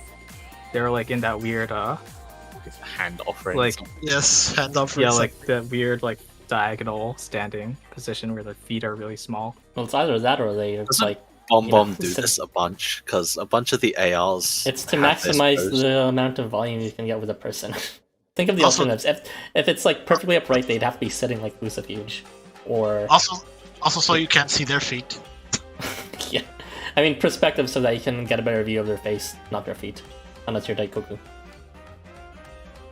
Kind of like the Yoritomo sitting pose, where you just like I don't know, spread eagle or whatever it's called. I hate that. No, I Pose. think it's a pretty unique pose and it's nice, but it's only good because it's like everyone else isn't doing it. I'd be super tired of seeing everyone sitting, fucking like playing musical chairs. Why is he a 5-star in that pose? I think it's so dumb. But I do whatever. think that the art in that is kind of underwhelming for his 5-star, but it's a neat pose for sure. Okay, You got a that couple was more basically rounds, I it. guess. Okay, Sorry. both demon and vampire. Lol. It's the bomb syndrome. It Yeah. certainly is. Okay, we're moving on to the next unit. Final unit. Oh my fucking god, the last unit, Azathoth. What? I'm responsible for it. Azathoth. It's you. Yeah, I'm just very tired right now. We were actually approaching 3 hours. Jesus Christ. How do we keep doing this? It's probably because we spent too much time in that one comment section. Anyways, Hotei and Alp took a lot, to be honest. I mean, yeah, we were talking a lot about not Hotei during the Hotei section, which was weird, but whatever. I encouraged it to. Anyways, Azathoth is actually kind of funny. Let me just move to the thing. So Azathoth is a risk/reward damage dealer. He needs to put himself at risk in order to deal even more damage, which is how it is for a lot of units as an archetype. When he's debuffed, he receives a small stackable buff that can stack up to 6 times once per turn, and he is also able to receive 2 damage buffs when he is hit at a 60% rate, brawn and attack up. So pretty lengthy, you only need to do it once for a while. And that amplifies his damage even further. And on turn 6 and later, he has a guaranteed... is it guaranteed? Is it seriously? Oh my god, no, it's 9%. I don't know why I put down guaranteed there. I guess I didn't change it. It's at 90% rate, he does a crit to self, which is pretty damn amazing compared to like how everything else in his kit is building towards damage ups. And that's not all, folks. Even on his charge, he gets even 2 more distinct buffs on top of that, Limit and Berserk Plus, which is really bananas if you have a, just like in his regular kit, if you have a high Sacred Artifact level for him. So looking at the chart on this slideshow, you can see that He kind of does piddling damage in the first few turns, and well, he'll always be doing piddling damage without his crit, but it can really ramp up when he does have his crit, and as long as he's been hit once, then he can already be doing over 50,000 damage per square if he's debuffed a few times. But even without them, he can still do like a decent amount, like 32,000 without any debuffs. So respectable, honestly.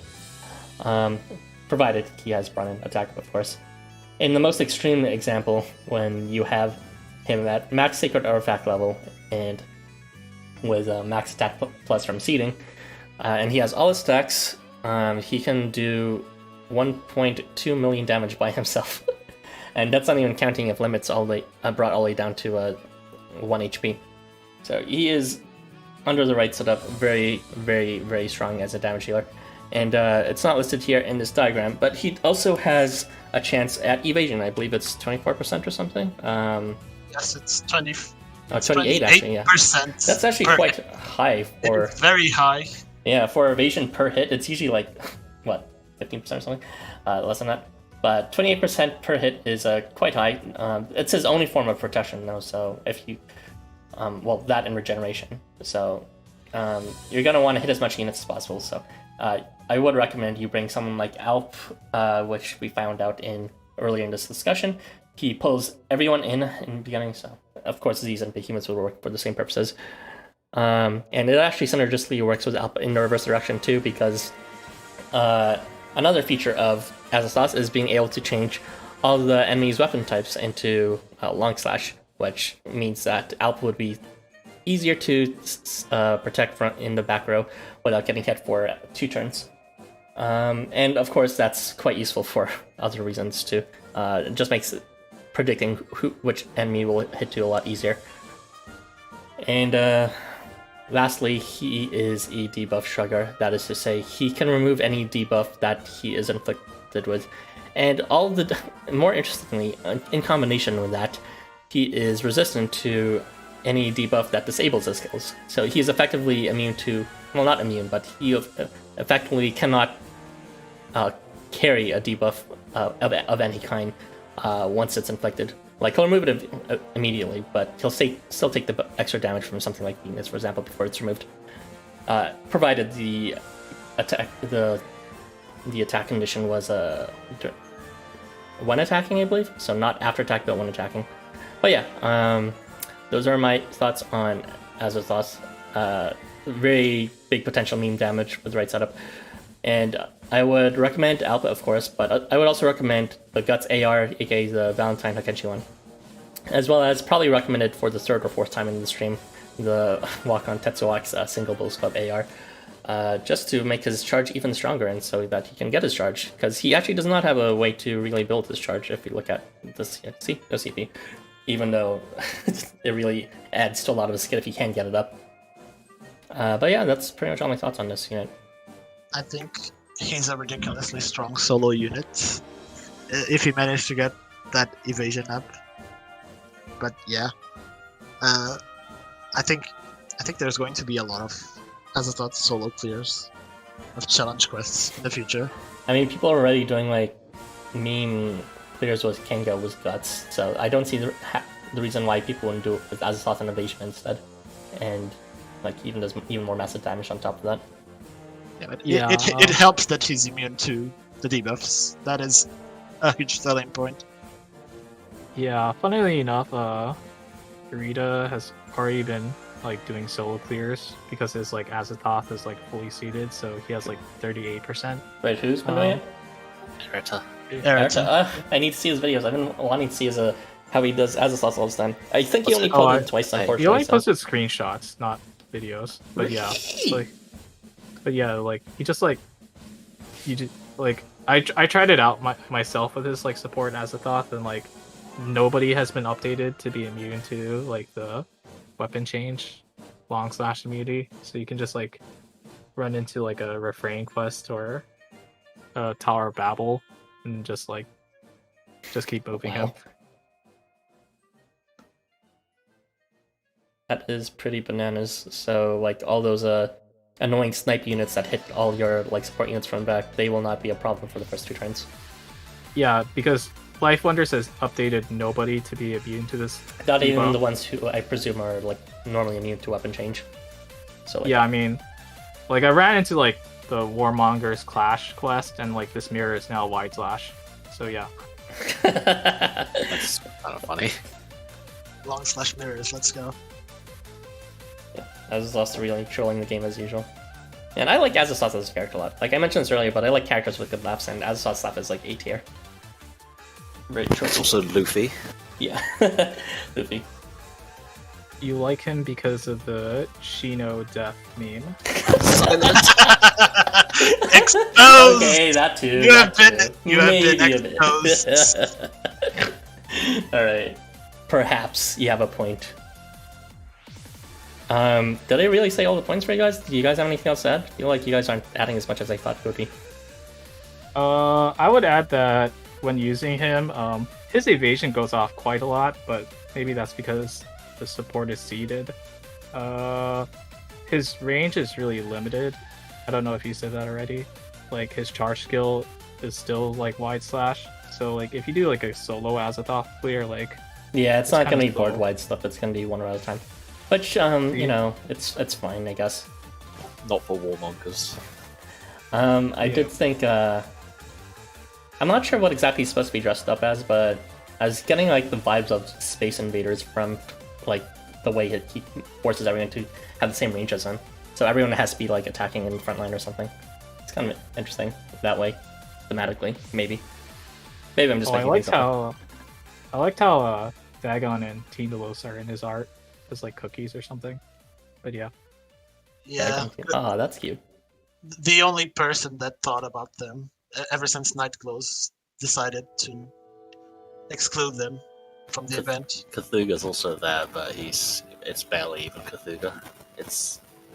I don't even know how to describe it. As he Like deserves. Was it like the flare star sort of design, where he's just like a sun? Yeah, and Yeah. the eye. Yeah, as a thought, doesn't even recognize Cthulhu as a person. Confirmed. But yeah, I'm mildly disappointed that his stackable attack up isn't infinite duration, so that you can, because you would have to keep inflicting him with debuffs. Oh yeah, that's right. Now I finally understand what you guys were talking about with Trickster. Trickster actually would be good for Azathoth. Sorry, I misunderstood that, even though I was responsible for both units. Trickster inflicts such a shitty debuff, or rather it's really shitty to have. Buff reversal, but Azathoth removes all debuffs. But it still would trigger his effects to get that slate attack up stackable. So that is pretty good synergy, I'd say. Yeah, you could just place them together, because then it means Azathoth has a constant stream of debuffs guaranteed. Well, I mean, you could just once heated at 90%, so there's still a bit of a risk. Yes. A tiny bit. I mean, I guess you could use someone who applies like Shenron, like poison constantly, but yeah, Using Shenron. No. yeah, that. Was the Suzuka Tetsuox evasion AR mentioned? Because I would recommend that for like evasion mains. Oh yeah. I was searching for it, and I didn't find it in Yeah, equipable ARs. I kind of was just it, selected. is it not wide slash? Or is it? I thought think it it's was just. wide slash. I think It's it's regular just slash slash, and. It's just slash. Oh and- right, because Suzuka is the wide slash person. I also thought he could equip that one, but no, he Okay. can't. Apparently, he can't. Okay, never mind. Well, Too bad. yeah. You can equip the Hogan Toji AR though, right? For pull. Like I mentioned this some other time ago, and I actually saw someone else had on Reddit a similar thought. If you didn't see the name and see the rest of the properties of this kit, I would like. It's pretty easy to mistake this kit for a 5-star kit in terms of how much stupid damage buffs it has to stack in, as well as how much it's just completely shuts down every debuff ever. Yeah, it has a lot. And it like affects the entire enemy board at a guaranteed rate without any It seeding. is. It is a bit weird considering we also had a unit with this gimmick that also removes debuffs on the last semi-ish Halloween event. Except that unit was complete trash, and now we have this. It's the compensation. or Yeah. Twash Star or Tash Star, whatever. Yeah, so G-Star. even though Azathoth was snubbed as a world representative for 5-star, he still got the 5-star kit, which is nice, and it's pretty busted indeed. And also, it's kind of like in the spirit of his original kit too, in terms of he's gonna be ridiculous if you get multiple copies of him, and you can get copies with the same amount of ease. We need the Arathon for Halloween Azathoth to complement the Beach Kotaro. What? Like, you want me to be attacking with No, I mean like a spokesperson for Halloween Azathoth, or like how you are with Beach Kotaro. Man, if only I got Like, him. Time to invite. Oh, you mean, yeah, the one with lots of dupes. I was hoping Airto would do, like, well, Airto maxed out his Searcher, which is like, what is Searcher's chart even? It's advantage against units like Guts or something, but it's pointless. Center is his bundle. I know. Bundle. It's like peripheral as bundle, but still, if it would have to be anyone, it should have been like Azathoth, because he actually has one of the best skills, charge skills to be maxing. Surtur has non-scaling extra damage to Immortal. Pog! Whoa. It's so shit. Why did he just whatever? I'm not even gonna question it anymore. Anyways, if that's all the thoughts, then I will. If that's Azathoth, then I will start reading the comments. Is that everything for a minute, everyone? You all good? Yes. Yeah. I need a glass of water. I know, seriously. Alright, we are. Let me just read these out. Who 5-star? Azathoth in spirit, but in reality, Alpin Toji. The first time Azathoth has a variant. I mean, yeah, that's just most people who get a variant. Yay, my favorite little psycho. Yeah, he's up there in terms of psychos for me too. From the most powerful Edric abomination ever to the adorable trick or treater. Only possible with LifeWonders. Not that I'm endeared though. Well, I'm endeared. He's got like that. I'm not endeared. Ah, I see. I'm not endeared either. Sorry. Rude, but not surprising. Azathoth gets to match events with Mama Babylon, so better get ready for Valentine arc to match with Papa Searcher. Is he matching with Babylon somehow? Babylon was Jiangxi. Yeah. Yeah, it was Halloween, so I I guess Valentine's arc. Yes. Oh, I see. I get the idea. Yeah, Valentine's arc could be neat. Imagine arc variant has blind. What? I think they meant bind because arc doesn't have bind on their kit. Oh, okay. Which is very funny. That's like impossible. I'm sorry, but they're a chain user, so obviously they can't use blind. It's been 2 years since the last Soduno variant. Who the hell is Soduno? Saruno is the artist. It's the Robinson artist, I guess. Oh. And Azathoth as well. I see. We really had to wait for the summoners to get second variants and their families to all get variants before Arc has a chance to get one for themselves. Well, first let's just get Arc to start existing again in the main quest before we start talking about the variant. Yeah, Arc died. And even though they were resurrected by Shiro, they're still dead. Irrelevant. Like, literally, what happened to them? Jesus. Oh, whatever. Something about how they'll drop dead. He just went on an errand. That's basically it. Went out for milk and came back. Hirutu is still in gay baby jail. I really am interested to see how his kit will be changed from his base one. If you've ever seen his base kit, It doesn't get changed. I mean, his kit isn't that bad. Just kidding. It's funny for what it is, but I'm sure it has a lot of attack buffs, though, if I remember correctly. it has a lot of attack buffs that are bad for him in terms of increase the damage for him as well. Just evasion. Just use the evasion AR with Suzuka. Yeah. If they change Labe's kit, I'm sure they can change his, but I'm still interested to see what in Spirit will carry over. Resisted to bind, like he just breaks free. Oh, you mean Azathoth? Yeah, he kind of is it's very fitting for as a role representative. It's just like, if you remember him in the story, he kind of just what's called teleports everywhere without giving a shit. So anyway, I guess that's what he does here. He just teleports out of the chains. Is there a unit that can reliably inflict a debuff on allies every turn without moving with 100% rate? Yes.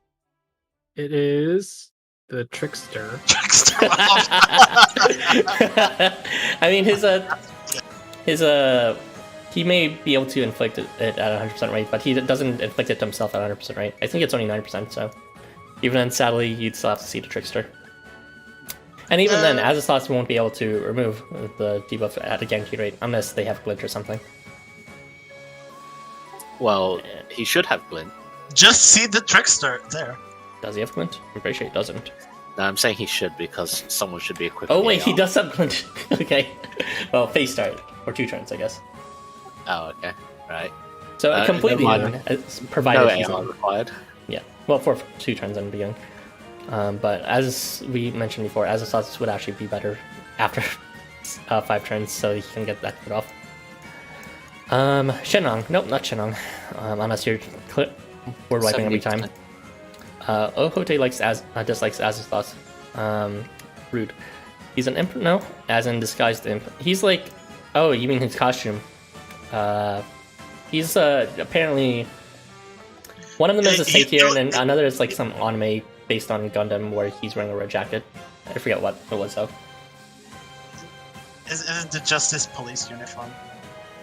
The police uniforms all look nice in this event.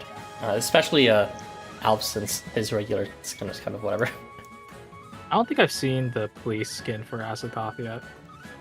It's alright. Oh yeah, it's cute because the sleeping Azathoth is in the prisoner uniform, which is pretty funny. Okay. Azza is 5-star in disguise, yeah. Kotaro syndrome right there. I'm just glad that I can really see what you mean, Milk. I'm just glad that he's a really strong unit. I'm already in the process of seeding him. Nice. Definitely a decent choice to be seeing, especially if you have a icy card back level for him. Okay, you know what time it is? It's time to end the stream. Woo! Woohoo! Well, first we have to give a proper closing off and all that. So, thoughts on this event, everyone? I think, even though I don't care about any of these units as a character, I think the banner is pretty neat. Well, excluding Ebisu, I still think it's trash. I love how I pulled on the banner just a bit and I got 2 Ebisus and nothing else. Oh, really? You got 2? Yeah. Oh, wow. Hey, you powered up that CS. Stop. Yeah, go ahead, Milk. the music is good. Yeah, for sure. It's some of the best we've ever had. Granted, it's like the comparison within the same genre we've had was what's called Nightmares, which was kind of very shoddy in the first place. But yeah, it's a lot more legit now. Sampling really implies authenticity when it comes to that genre of hip hop and all that. Yeah. I like this event. It's very good. The music's good. I like most of the banner units, and also Licho got a good skin. Oh, the collar. Yes, I had to talk about that. The collar and the cuffs. Yeah. Yeah. For some I was reason. a bit- Go ahead. Sorry. Oh, I was a bit skeptical about Halloween Police when it was like data mined, but it's pretty cute in execution with like the art and music. Yeah. Police uniforms. They're good, and they made them more stylish than just plain uniforms since it's Halloween based. So they got pretty stylish orange streak to them. So Yeah, to be honest, I prefer the police skins on everyone except Toji. yeah, well, Toji's got that nice vampire one. I put on his vampire suit for that. Yeah. But The everyone vampire else, suit, yeah, too good. the police uniforms for sure is an improvement for a lot of the people before. Like what did Ebisu have? He had like casual skins for going out or something, and then he had his fisherman skin, and then he had his boxer skin. Like whatever. Police, I guess, is a bit different. Did I say Choji? I meant it too. They're all the same to me, I guess. Durga and Maria look good too. Durga's was good. Yeah, I switched out from Durga's anniversary uniform, which was the best before then, in my opinion. Oh yeah, So, Maria's skin is ridiculous. I she think always Maria's- gets good skins. Marisa's funny because she made such a big fucking deal about like, oh, is this a Christmas uniform too revealing? And it's the most like humble thing ever and fully clothed everywhere. And it's like, what? But in this event, it looks like she's dressed as just like a police sexual fantasy. Like what the fuck? Isn't that everyone in this event? I now? know, but it's Maria who made a big deal about wearing a Santa outfit that was I mean, way too covering. It's not more revealing than the winter uniform. It just shows a bit of life. Well, yeah, that's my point. For some reason, she said that it was revealing the Christmas skin, even though it covered her legs completely. But in this one, she's just going full. No. It didn't.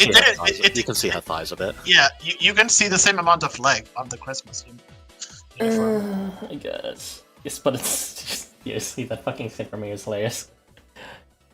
Anyways, I'm going to read out. Actually, Zalgus, you didn't mention too much on. You said you liked the music as well as you mentioned you pulled for albums. I'm surprised you pulled so much for this. Actually, Zalgus got every unit. Jesus Christ. I also got out on the other account, so Oh, boy. I spent a fair amount of resources, but This is like I still have a stash. So I'm surprised by the people that are interested in this manner in terms of pulling for it and all that. This is the chubby Albus banner, but cute like I see and a lot of Ajiro. people who aren't into chubbies pulling for it. Meanwhile, I'm just like, okay, 5 tickets and get a piece. yeah, Alpha's cute and a Jiro, and he also has a good kit. So yeah. Well, you seem to be on consistent with that, so I can't argue anymore. Okay, I think that's it then. I will read up the comments and then close the stream. Where were we? I mentioned we really have to wait for summers to get a second variant, and then why am I keep on reading the same shit? Bye, guys. Yeah.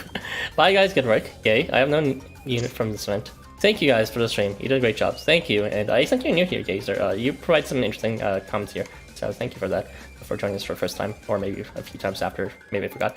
It's been a while since I have chatted on the stream, Marathon. Nice to see you, Ola. I mean, honestly, you're here so often that you didn't come fully here. So thank you for joining again. Thank you for the stream. Goodbye.